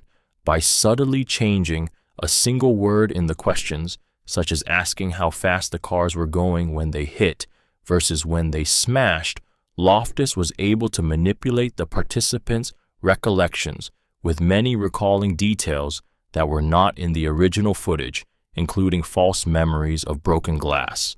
The emotional impact of this experiment is profound, revealing how fragile and unreliable our memories can be. Loftus demonstrated that our recollections are not like a perfect video recording, but are instead influenced by outside factors, including suggestion, stress, and misinformation. The implications of this are staggering. False memories can be planted in our minds, altering how we perceive ourselves and our past. This experiment also has a deep emotional resonance when we consider the implications for legal systems, personal relationships, and our sense of identity. False memories can lead to wrongful convictions, distort personal history, and cause confusion and distrust. Loftus's work highlights a chilling truth. Our memories, which we often view as our most reliable source of truth, can be shaped and manipulated, leaving us vulnerable to believing false narratives about our own lives. The emotional toll of this discovery is not only in the realization of how easy it is to be deceived, but also in how it forces us to question the very foundation of our identity and the truth of our past. Selective perception experiment. The selective perception experiment, first explored by psychologists in the 1950s, uncovered a powerful psychological tendency that shapes how we interpret the world. People see what they want to see, often ignoring information that contradicts their existing beliefs or expectations. In one of the most famous versions of the experiment, participants were shown a video of two basketball teams passing a ball. Some of the players wore white shirts, while others wore black.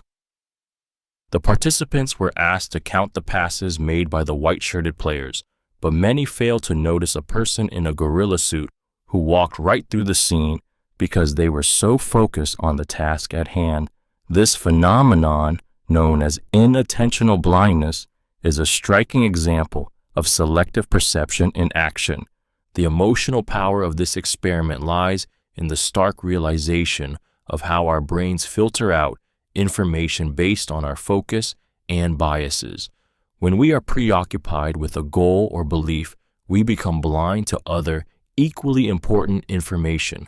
This experiment triggers an unsettling awareness of how often we might miss critical truths or perspectives simply because they don't align with what we expect or want to see. We are constantly filtering and distorting reality, shaping our perceptions to fit the narrative we've already built in our minds. The emotional impact is deep because it highlights how easily we can fall victim to our own biases. The selective perception experiment challenges us to confront the limitations of our perception, forcing us to question how much of what we know is influenced by what we're willing to notice and what we've chosen to ignore.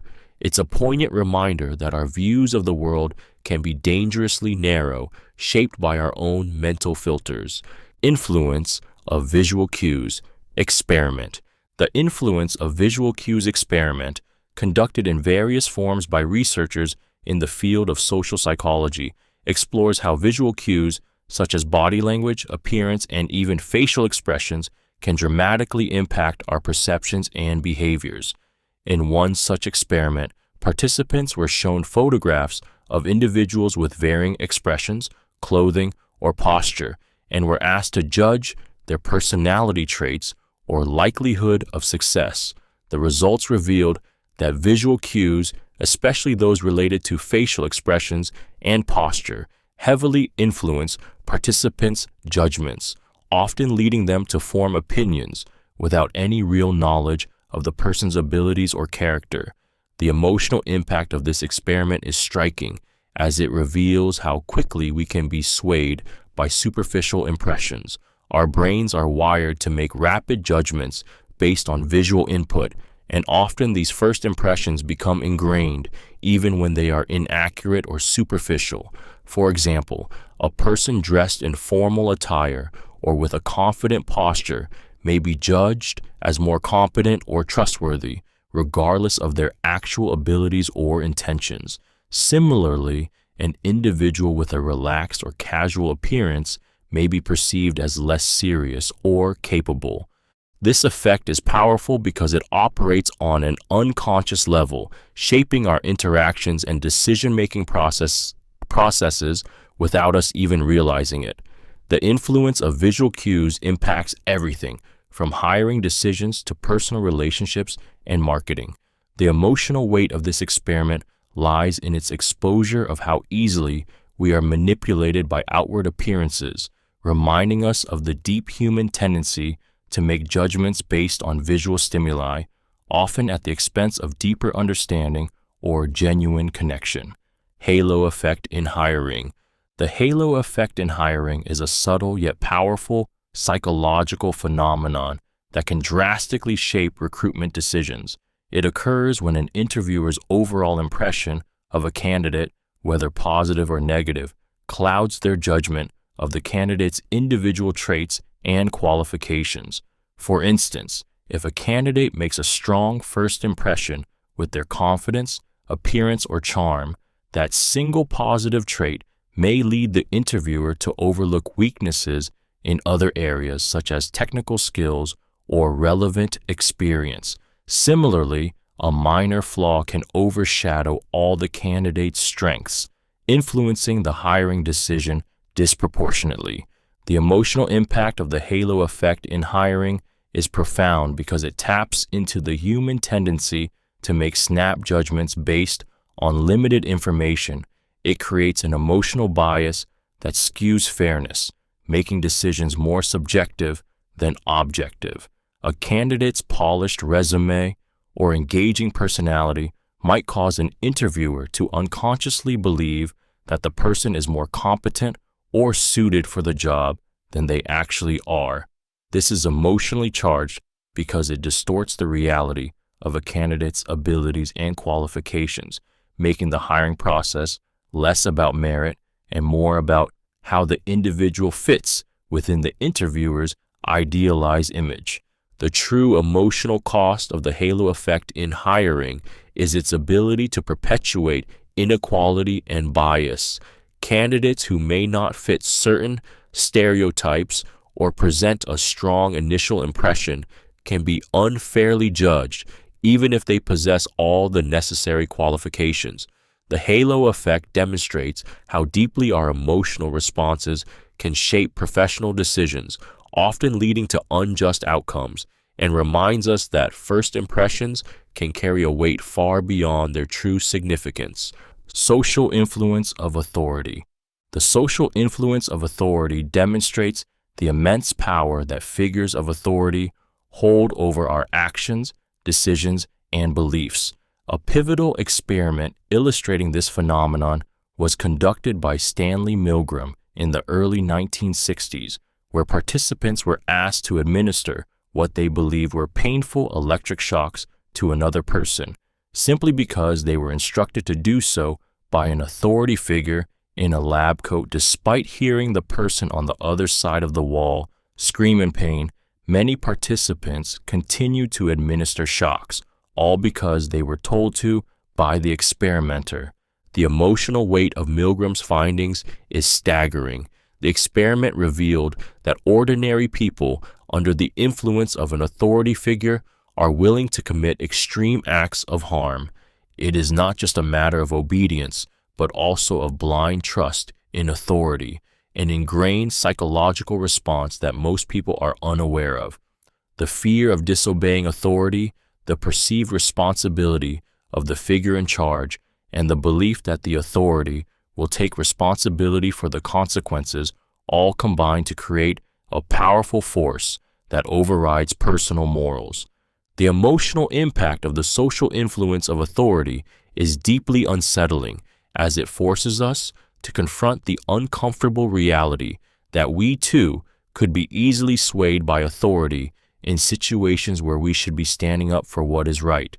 This experiment forces us to question how much of our own behavior is truly ours and how much is shaped by the power dynamics we are conditioned to follow. It is a sobering reminder that authority figures wield an influence that can push people to act in ways they would never have imagined. Group polarization effect. The group polarization effect reveals a disturbing truth about human behavior. When people come together in a group, their opinions often become more extreme. This phenomenon, explored by social psychologists in the 1970s, occurs when group discussions lead individuals to adopt more extreme positions than they originally held. The emotional intensity of this effect is rooted in how our beliefs are reinforced within groups.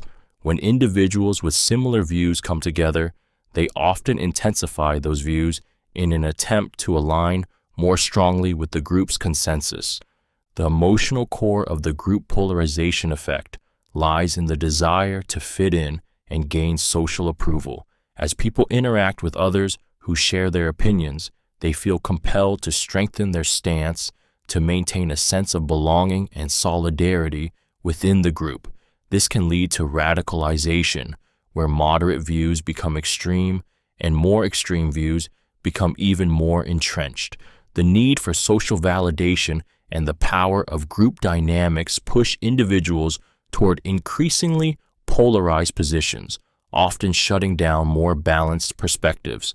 What makes the group polarization effect so emotionally triggering is how it plays on our vulnerability to peer pressure and the need for social acceptance. It demonstrates how easily a group's influence can lead people to adopt views they may not have held initially. simply to align with the group. This emotional manipulation within group settings can lead to dangerous outcomes, where individuals lose their ability to think critically or objectively, swayed entirely by the echo chamber around them. The group polarization effect serves as a chilling reminder of how much power groups have to shape and distort individual opinions. Framing effect.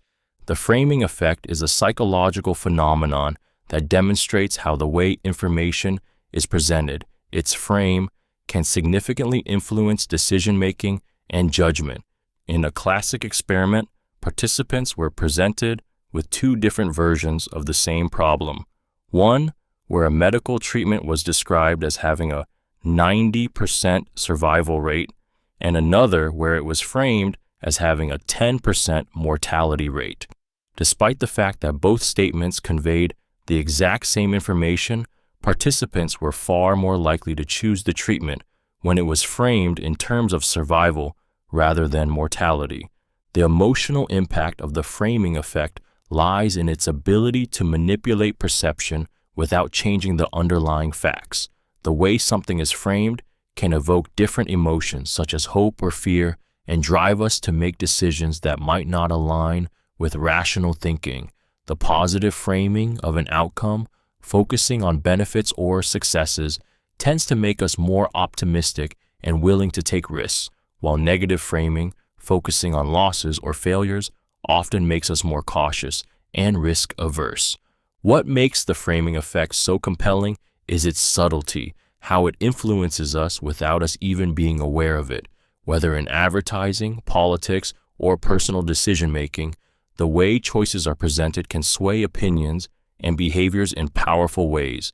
The emotional weight of this effect lies in how easily our judgments can be shaped by the language and context in which information is delivered, making it a potent tool for persuasion and influence, often without us realizing the forces at play. Anchoring effect. The anchoring effect is a psychological phenomenon where people rely too heavily on the first piece of information they encounter when making decisions, often giving it disproportionate weight in their final judgment. In a study conducted by psychologists Amos Tversky and Daniel Kahneman, participants were shown a number, such as 10 or 1,000, and then asked to estimate the percentage of African nations in the United Nations. Those who were exposed to the lower anchor, 10, gave much lower estimates than those who saw the higher anchor, 1,000, even though both groups were asked the same question. The emotional impact of the anchoring effect lies in how easily our decisions can be swayed by seemingly arbitrary numbers or information. The initial anchor sticks with us, creating a mental reference point that skews our judgment, even if the anchor has no real relevance to the decision at hand. It's as if our minds lock onto that first number, price, or fact, and all subsequent evaluations are distorted by it, even when we know better. In real-life situations, the anchoring effect can be found everywhere, from negotiating salaries to purchasing a product. The first price we see can set our expectations and influence how much we are willing to pay, even if the initial price is unreasonably high or low. This effect highlights the emotional vulnerability in decision-making, where rational thought is often overpowered by an arbitrary starting point. It shows how our perception of value, fairness, and truth can be manipulated, often without us realizing it. Need for cognitive closure experiment. The need for cognitive closure experiment, conducted by psychologist Ari Kruglanski in the 1990s, explored the powerful emotional drive that many individuals have to reach a firm, final decision and avoid uncertainty. Kruglanski's studies focused on how people with a high need for cognitive closure are more likely to make quick, definitive judgments, even in complex or ambiguous situations. In one experiment, participants were asked to evaluate a candidate for a job with incomplete or contradictory information about the person. Those with a high need for cognitive closure were more likely to settle on a judgment quickly, often relying on first impressions or superficial information to make their decision. The emotional power of this experiment lies in its revelation of how discomforting uncertainty can be for the human mind. People with a strong need for cognitive closure feel anxiety and unease when faced with ambiguity or open-ended situations. To avoid this discomfort, they rush to conclusions, sometimes making snap judgments that may not be accurate or fair. This need for certainty can cloud our reasoning and lead us to close our minds to new information or alternative perspectives, making us more susceptible to biases and errors. The emotional impact of this experiment is felt in everyday life. Whether we're making decisions about relationships, jobs, or even personal beliefs, the urge to close the issue and move on can overpower our ability to think critically and carefully.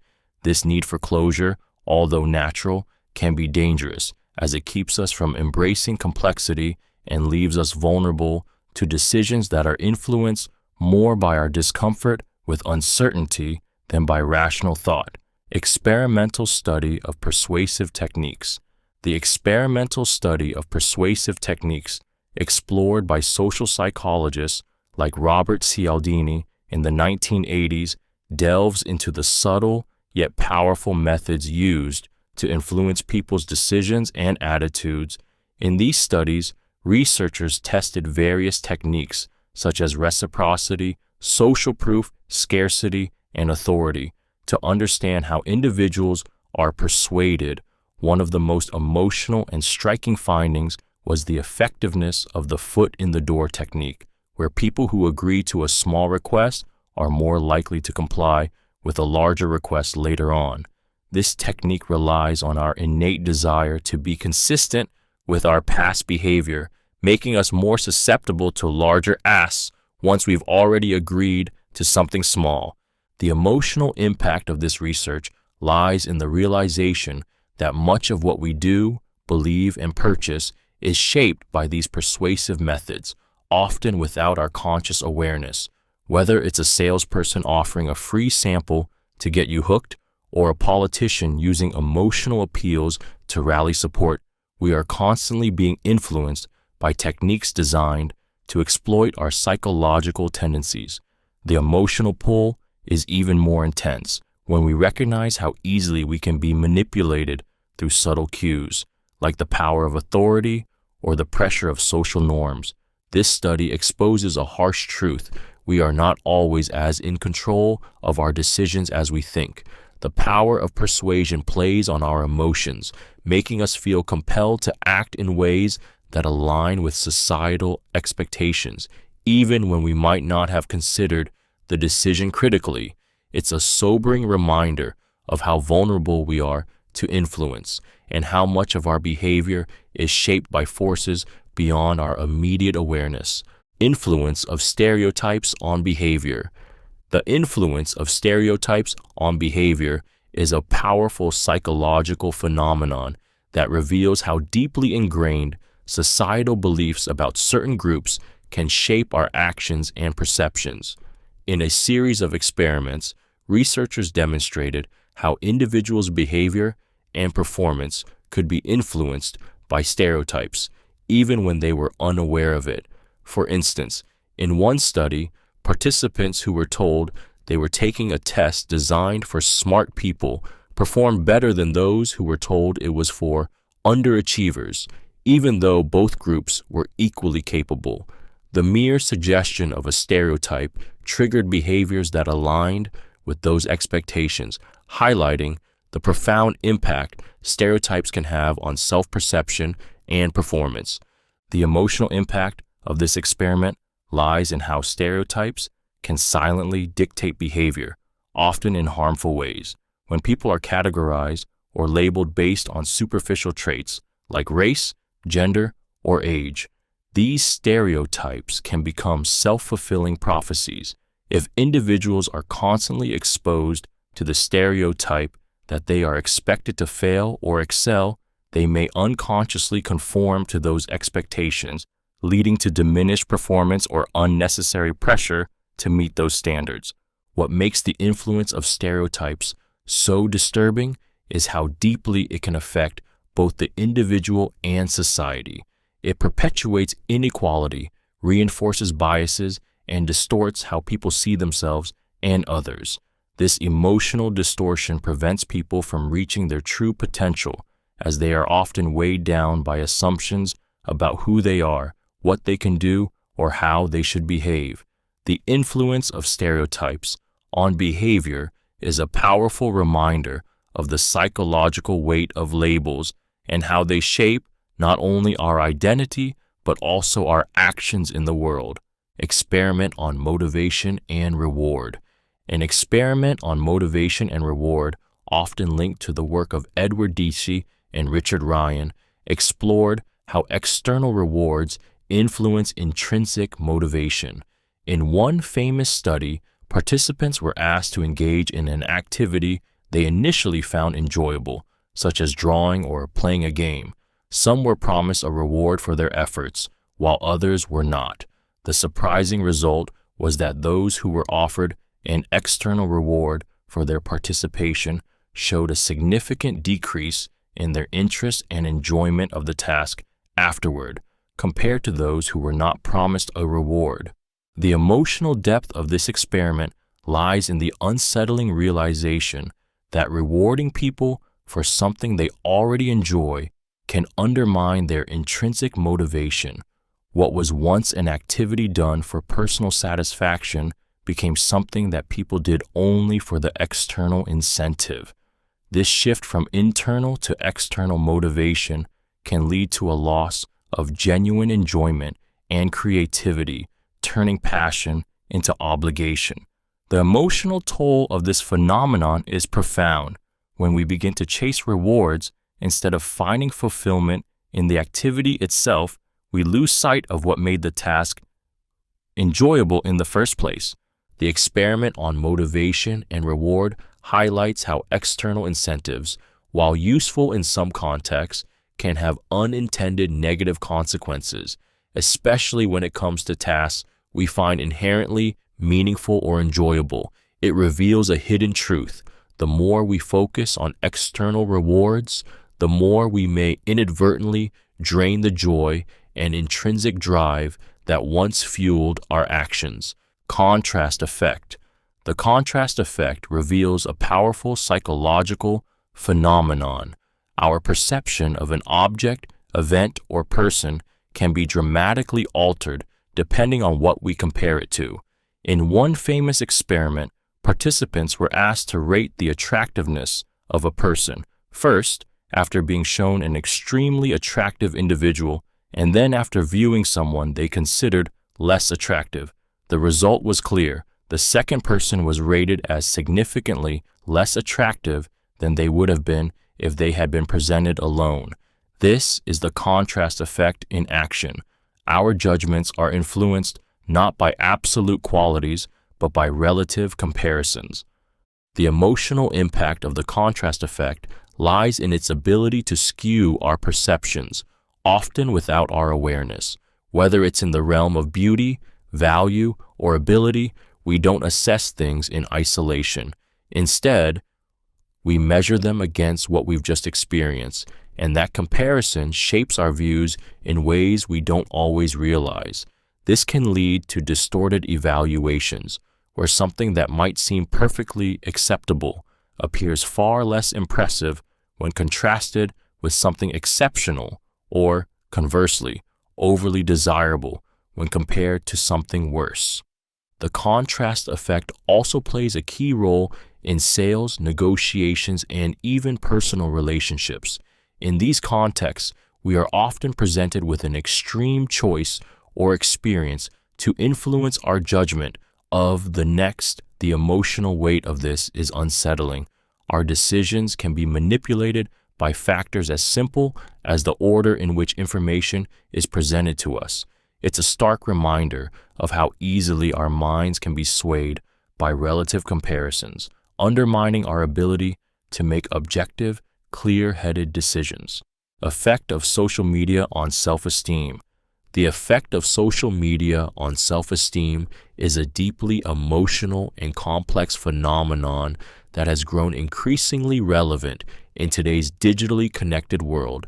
Studies have shown that social media platforms such as Instagram, Facebook, and TikTok significantly impact how individuals perceive themselves and their self-worth. Social media creates an environment where people are constantly exposed to curated, idealized versions of others' lives, often showcasing only the best moments, appearances, and experiences. This constant comparison can lead to feelings of inadequacy, lower self-esteem, and anxiety. The emotional core of this effect is rooted in the concept of social comparison. As we scroll through endless images of seemingly perfect lives, bodies, and accomplishments, we are constantly measuring ourselves against what we see, even though these portrayals are often far from reality. The likes, comments, and validation that come from online interactions can provide temporary boosts to self-esteem, but they are often short-lived, leaving users craving more external approval. This cycle can create a vicious loop where self-worth becomes increasingly dependent on virtual affirmation rather than internal validation. What makes the effect of social media on self-esteem so emotionally triggering is how it exploits our natural need for connection and validation. It feeds into our insecurities, magnifying flaws and fostering a sense of not enough. The emotional weight of this issue is undeniable, as it highlights how easily digital spaces can shape our identity and self-image, often in harmful ways. Social media, in many cases, has become a mirror that reflects not who we are, but who we think we should be, leading to emotional turmoil and a fractured sense of self. Self-fulfilling prophecy. The self-fulfilling prophecy is a psychological phenomenon that demonstrates how our expectations about someone or something can influence our behavior in ways that cause those expectations to come true. In an iconic experiment, researchers Rosenthal and Jacobson, 1968, told teachers that certain students were expected to show significant academic improvement, even though those students were randomly chosen. Over the course of the year, these gifted students showed marked improvements in performance simply because the teachers treated them with more attention and encouragement, influenced by their expectations. The emotional impact of the self-fulfilling prophecy lies in its powerful ability to shape reality. When we expect someone to succeed, we often unknowingly treat them in ways that foster success, giving them more opportunities, support, and attention. Conversely, when we expect failure, we may withhold support or subtly reinforce negative behaviors, pushing people to live down to those expectations. This cycle creates an emotional feedback loop where beliefs about an individual's abilities or future outcomes directly shape how they perform. What makes the self-fulfilling prophecy so compelling is its reach across many aspects of life, from education and parenting to the workplace and relationships. It shows how our subconscious beliefs, whether positive or negative, can alter the course of events. The emotional weight of this concept is profound. It demonstrates how we hold the power to shape not only our own futures, but also the futures of those around us, for better or for worse, simply through the expectations we set. Prisoner's dilemma in negotiation. The prisoner's dilemma in negotiation demonstrates the delicate balance between cooperation and competition and the challenges inherent in decision-making under pressure. The classic scenario involves two individuals who can either cooperate with each other for mutual benefit or betray one another for personal gain. However, if both betray each other, they both end up worse off than if they had cooperated. In negotiation, this dilemma plays out when two parties must decide whether to cooperate and make concessions for the greater good or act in self-interest, risking mutual loss. The emotional power of the prisoner's dilemma in negotiation comes from the tension between trust and self-preservation. negotiators are often caught in a psychological struggle. Should they trust the other party and make concessions, or should they protect themselves by holding out for the best deal, potentially jeopardizing future cooperation? The fear of being taken advantage of can lead to defensive strategies, creating an atmosphere of suspicion and conflict. What makes this dilemma emotionally charged is its real-world application. In business deals, international diplomacy, or even personal relationships, the choice between cooperation and betrayal can shape the outcome significantly. The emotional weight of choosing betrayal can lead to feelings of guilt, while cooperation might feel risky and vulnerable. Ultimately, the prisoner's dilemma highlights the human challenge of balancing personal gain with the long-term benefits of trust and collaboration, urging us to consider how our decisions impact not just the immediate outcome, but also future relationships and opportunities. Influence of mass media. The influence of mass media explores how deeply the media shapes our perceptions, beliefs, and behaviors. One of the most revealing experiments on this topic was conducted by psychologist George Gerbner in the 1970s, focusing on the impact of television on public attitudes. Gerbner found that people who were heavy consumers of television tended to have distorted views of reality. They often overestimated the frequency of violence in the world, believing that the world was more dangerous than it actually was, a phenomenon known as mean world syndrome. This was because TV shows, which disproportionately featured violent content, reinforced these skewed perceptions. The emotional impact of the influence of mass media is undeniable. Through news stories, advertisements, entertainment, and social media, the mass media shapes how we view ourselves, others, and the world around us. The content we consume affects our emotions, our values, and even our social behavior. It influences everything from our self-image to our political beliefs, to the way we perceive beauty, success, and morality. What makes this effect so powerful is its subtlety. Often, we are not fully aware of how much the media is influencing us. It's woven into the fabric of our daily lives, shaping our thoughts and opinions in ways that feel natural and unquestioned. The emotional toll of this influence is particularly evident in the pressures it places on self-esteem, relationships, and societal expectations. Mass media doesn't just reflect the world, it constructs it, molding our reality in ways that we often fail to recognize, creating a narrative that shapes our thoughts, desires, and fears. Power of first impressions. The power of first impressions is an emotional force that shapes how we view and interact with others long before we truly get to know them. Psychological studies have shown that within seconds of meeting someone, we form snap judgments based on appearance, body language, tone of voice, and other subtle cues. These initial impressions can be incredibly powerful, influencing everything from personal relationships to professional opportunities. Once formed, first impressions are remarkably difficult to change, even when we later gather more information that contradicts our initial judgment. The emotional intensity of first impressions lies in their ability to shape our expectations and perceptions so quickly. When we meet someone for the first time, we rely on these rapid assessments to determine if they are trustworthy, likable, competent, or worthy of our attention. If someone presents themselves confidently, we may be drawn to them, while a nervous or awkward demeanor might prompt us to shy away, regardless of their true abilities or intentions.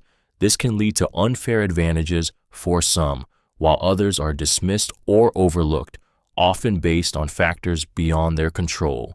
What makes the power of first impressions so emotionally charged is how it taps into our primal need for safety and connection. In social settings, the desire to quickly gauge who we can trust and who we can't is deeply ingrained. The emotional weight of this phenomenon is in how it can affect our opportunities, relationships, and even our sense of self-worth. all based on a fleeting moment of interaction that may not truly reflect the person's character. First impressions carry the emotional baggage of biases, assumptions, and the unspoken expectations we place on others. Overconfidence bias.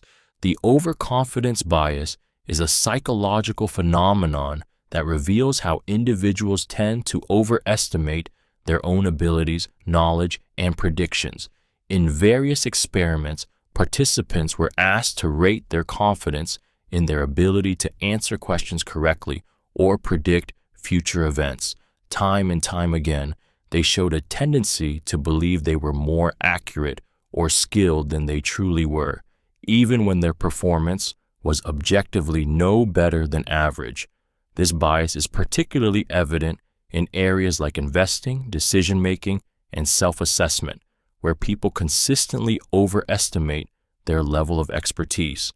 The emotional impact of the overconfidence bias lies in how it fuels a sense of invulnerability and control.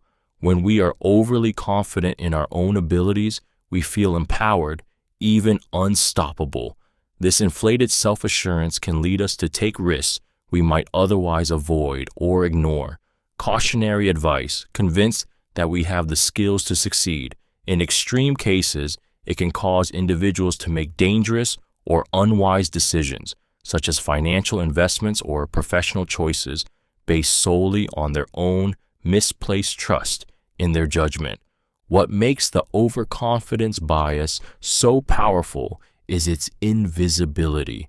People often don't recognize that they are overestimating their abilities because the bias operates unconsciously, subtly shaping how we view ourselves and our capabilities. This emotional distortion affects nearly every aspect of life, leading to poor decisions, wasted opportunities, and sometimes even failure. The overconfidence bias is a stark reminder that unchecked self-assurance can blind us to our own limitations, creating an illusion of competence that can ultimately set us up for disappointment. Misinformation effect. The misinformation effect, explored through a series of experiments by Elizabeth Loftus, uncovers a chilling reality about the reliability of human memory.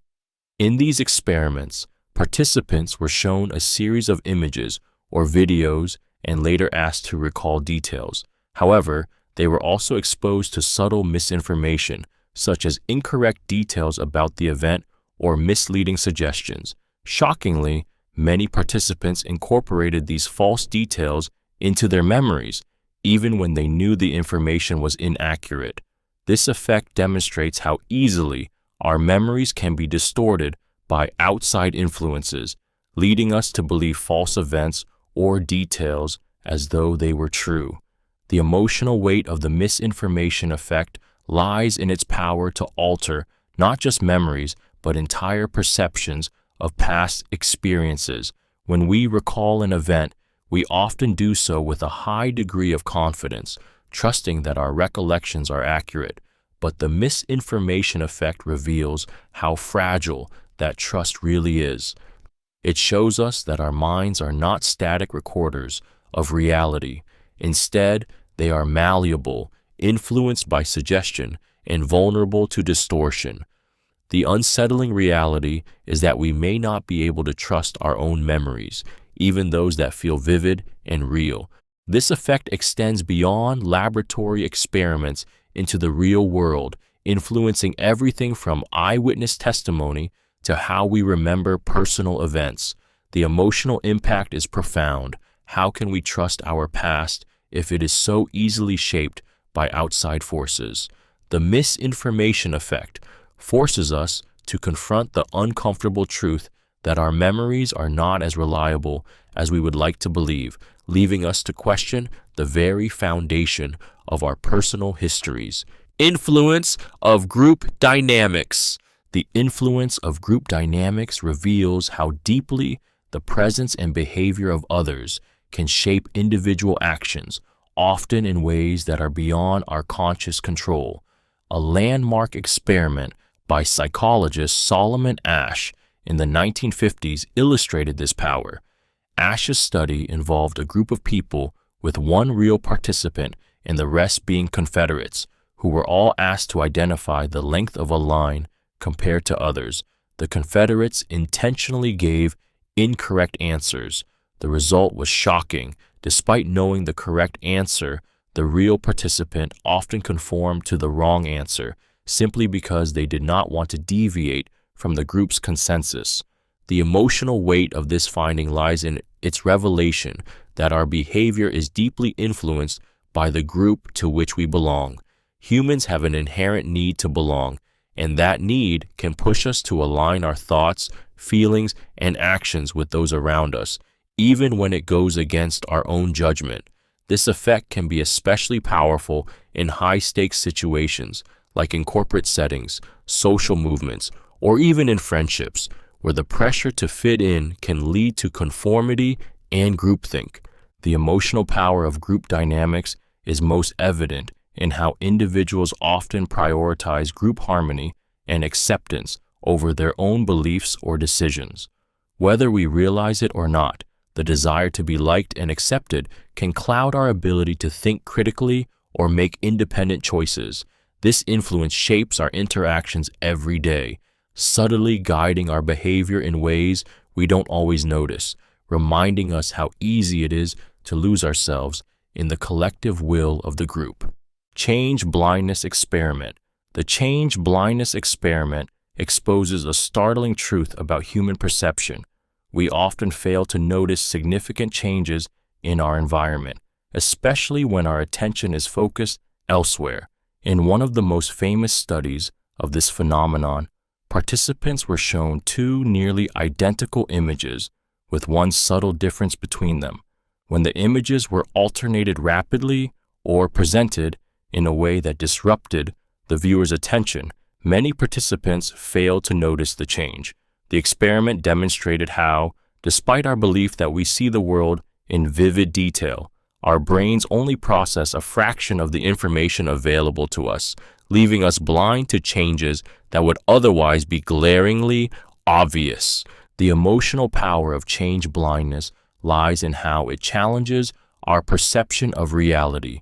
We like to think of ourselves as highly aware of our surroundings, in control of the information we absorb. Yet, the change blindness experiment shows how easily we can be deceived, missing details or alterations in our environment simply because we aren't looking for them or because our focus is diverted. This realization can be unsettling, as it exposes the vulnerability in our senses and our understanding of the world around us. The emotional impact of this experiment is profound because it reminds us of the limitations of our perception and how much we take for granted. Our brains construct a version of reality that may be far removed from the actual details, causing us to miss crucial elements. Change blindness is a humbling reminder of how much is happening around us that we fail to notice, subtly shifting our understanding of what we truly see. It underscores the emotional vulnerability we have when we believe we're in control of our environment, only to realize that much of it is slipping past us unnoticed. Implicit association test. The implicit association test, IAT, developed by psychologists Anthony Greenwald, Debbie McGee, and Jordan Schwartz in the 1990s, reveals the hidden biases we hold towards different social groups, often without us even realizing it. The test measures the speed at which individuals can associate positive or negative words with specific groups, such as race, gender, or age. The quicker a person associates one group with positive traits and another with negative traits, the stronger their implicit bias toward those groups is considered to be. The emotional weight of the IAT lies in its ability to expose the unconscious prejudices that shape our perceptions and actions. We may pride ourselves on being open-minded and fair, yet the IAT reveals that even the most well-intentioned individuals can harbor implicit biases that influence their behavior. These biases are not the result of deliberate thought, but stem from societal conditioning, stereotypes, and past experiences. The IAT demonstrates how deeply ingrained these associations can be, affecting everything from hiring decisions to the way we interact with others in daily life. What makes the implicit association test so powerful is that it forces us to confront a painful truth. Our minds are shaped by unconscious forces that often contradict our conscious beliefs. The emotional impact comes from realizing that we might be contributing to biases and inequalities without even being aware of it. The IAT is a stark reminder that awareness and reflection are essential in challenging and overcoming the biases that shape our actions, urging us to take responsibility for unexamined beliefs and work toward greater empathy and understanding. Impact of authority figures on behavior. The impact of authority figures on behavior is one of the most striking psychological phenomena, illustrating how deeply we are influenced by those in positions of power. Experiments like Stanley Milgram's obedience study reveal just how far people will go in following the commands of an authority figure, even when those commands conflict with their own moral beliefs. In Milgram's study, participants were instructed to administer increasingly severe electric shocks to another person who was actually an actor, simply because an experimenter in a lab coat told them to. Astonishingly, a large number of participants continued to deliver shocks, some to what they believed were lethal levels, simply because an authority figure assured them it was acceptable. The emotional power of this experiment lies in the unsettling realization of how easily we can be coerced into actions that go against our conscience when we perceive someone as an authority figure. The fear of disobeying or the trust we place in those in power can suppress our own moral judgments, making us more susceptible to harmful behaviors. What makes the impact of authority figures so emotionally gripping is how it exposes the fragility of our ethical boundaries.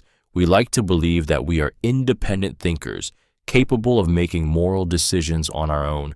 Yet, time and time again, psychological studies have shown that authority figures hold an almost hypnotic influence over our actions, often leading us to act in ways that defy our better judgment.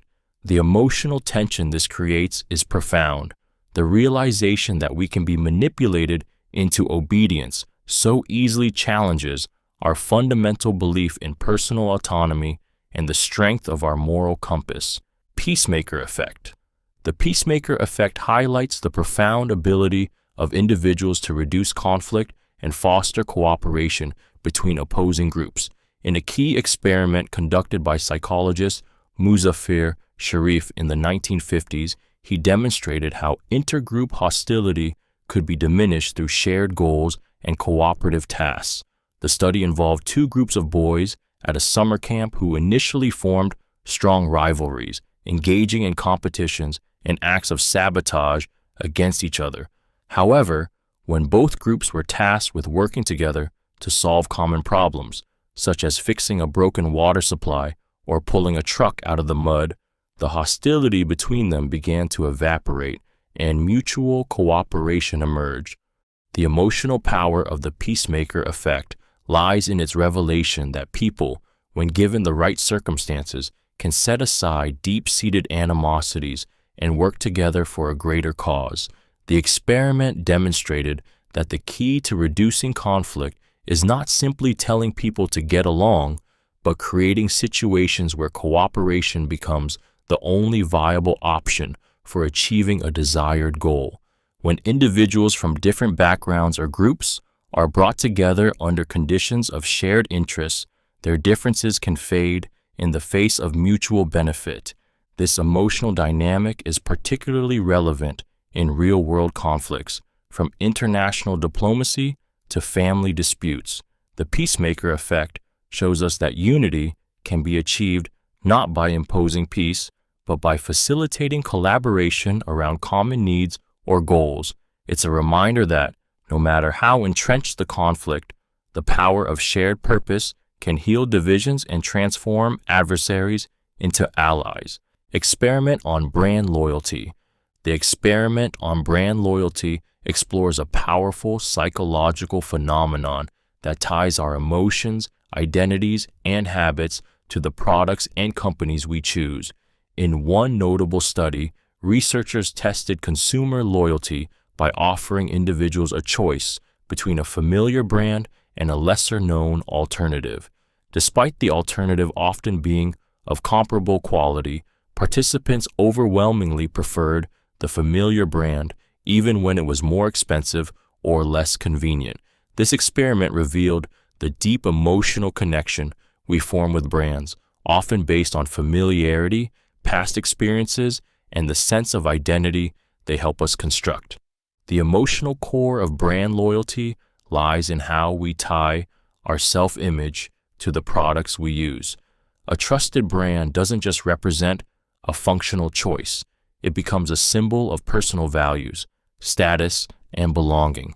When we choose a brand, we are often influenced not only by the quality of the product, but by the emotional satisfaction it provides, whether it's the comfort of reliability, the pride of exclusivity, or the community it creates.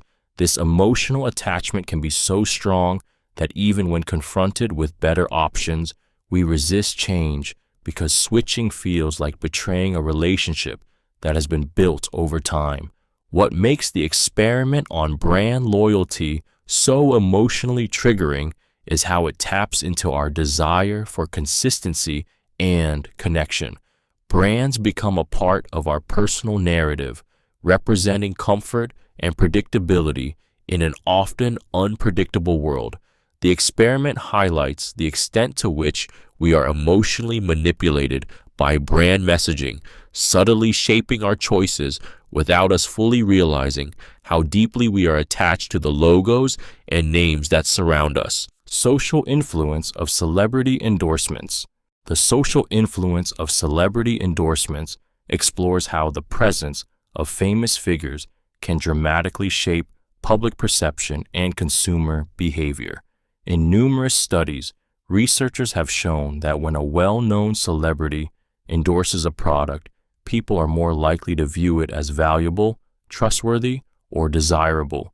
Even if the celebrity has no expertise in the product's field, their fame alone can elevate the product's status.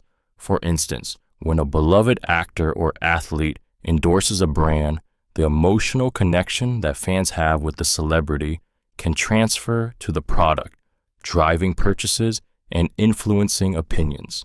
The emotional impact of celebrity endorsements is profound because it taps into our need for social proof and validation.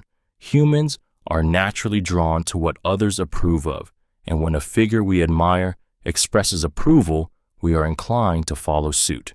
Celebrities are seen as role models, and their choices, whether in fashion, technology, or lifestyle, are often perceived as aspirational. This effect is amplified by the emotional bond between celebrities and their fans. The endorsement feels personal, as if the celebrity is offering a piece of their identity or experience, making the product seem more relatable and desirable. What makes this form of influence so compelling is its subtlety. Celebrity endorsements work even when we consciously know the motivation behind the promotion. The emotional resonance created by the celebrity's image and reputation overrides our rational judgments, making us more likely to align ourselves with their choices. The social influence of celebrity endorsements reveals how powerful media and fame can be in shaping consumer behavior, highlighting the deep emotional impact of celebrity culture on our desires and purchasing decisions. Experiment on cognitive reframing. The experiment on cognitive reframing, rooted in the work of psychologists like Aaron Beck and Albert Ellis, explores how changing the way we perceive a situation can transform our emotional response to it. Cognitive reframing is the process of shifting the way we interpret a situation, which can lead to a significant change in how we feel and behave.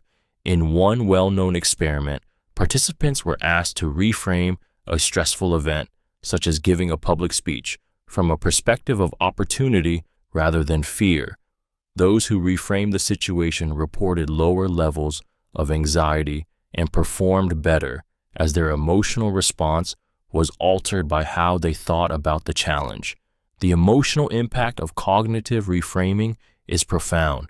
It reveals just how much control we have over our emotions through our thoughts. When faced with a difficult situation, the natural reaction is often fear, anger, or frustration. However, reframing allows us to view that situation in a new light, perhaps as a chance for growth, learning, or connection, shifting our emotional state from one of distress to one of empowerment. What makes this experiment so compelling is how it uncovers a deeply emotional truth. Our perception of events shapes our emotional experience. The way we interpret our circumstances doesn't just influence how we feel, it can actually dictate how we act. This cognitive shift empowers us to take control of our emotional responses and, in doing so, change the course of our actions. The ability to reframe challenges not only reduces stress, but also opens the door to resilience, teaching us that our emotions are not as fixed or uncontrollable as they may seem. Power of subtle cues in marketing. The power of subtle cues in marketing reveals how small, almost imperceptible elements can have a massive impact on consumer behavior. In various experiments, psychologists have demonstrated that factors like the color of a product's packaging, the way it's presented in a store, or even the tone of a brand's advertisement can deeply influence purchasing decisions. One experiment showed that participants were more likely to buy wine when it was presented with a high-quality label, even when the wine was of the same quality as cheaper, less stylishly packaged options. This subtle change in appearance led to an unconscious shift in perception, elevating the perceived value of the product. The emotional power of these cues lies in their ability to shape our desires and judgments without us even realizing it. When we encounter something, whether it's a product, a commercial, or a store display, the slightest detail, like the angle at which an item is displayed or the type of music playing in the background, can influence our choices. These cues trigger emotional responses and associations that guide our decisions, often overriding rational thinking. What makes this so emotionally striking is the realization that much of our behavior as consumers is not driven by logic, but by subtle emotional nudges that marketers carefully craft. It's a reminder that we are constantly being influenced by forces that are barely noticeable, shaping our tastes, preferences, and purchases. This experiment underscores how vulnerable we are to the silent, powerful impact of these cues, which can direct our actions with incredible precision, often without us ever questioning why we're drawn to certain products. Effect of fear and persuasion. The effect of fear and persuasion is one of the most powerful and emotionally charged tactics used to influence behavior. Psychological studies have shown that when fear is introduced into a persuasive message, it can dramatically increase the likelihood of compliance if the message also offers a way to alleviate the fear. This technique is widely used in advertising, political campaigns, and health messaging. In one famous study, participants were shown a health warning about smoking that included graphic images and a strong emphasis on the potential dangers. The more intense the fear, the greater the urgency to take action, such as quitting smoking or using a product for protection. The emotional potency of fear-based persuasion lies in its ability to tap into our primal survival instincts. Fear activates the part of the brain that controls our fight or flight response, making us more susceptible to suggestions that promise safety or relief. When faced with a threatening situation, our minds are inclined to focus on how to remove the threat, even if it means altering our behavior in ways we might otherwise resist. This creates a sense of urgency, pushing us to act quickly and decisively. However, the emotional weight of this tactic is heavy. as it exposes how easily fear can be manipulated to control decisions. The effect of fear in persuasion is emotionally triggering because it reveals just how vulnerable we are to external influences when our basic instincts are activated. Fear distorts our judgment, narrowing our focus on immediate relief and making us more likely to comply with whatever solution is presented, even if it's not the best or most rational choice. This experiment forces us to confront how fear, when wielded strategically, can overpower our reasoning and push us toward actions driven by emotion, not logic. Prisoner's dilemma in economics. The prisoner's dilemma in economics is a game theory concept that illustrates the tension between individual rationality and collective benefit. In the classic version of the dilemma, two individuals are faced with a decision to cooperate with each other or to betray one another for personal gain. If both cooperate, they both receive a moderate benefit. If one betrays and the other cooperates, the betrayer receives a large reward, while the cooperator is punished. If both betray each other, they both face a lesser punishment.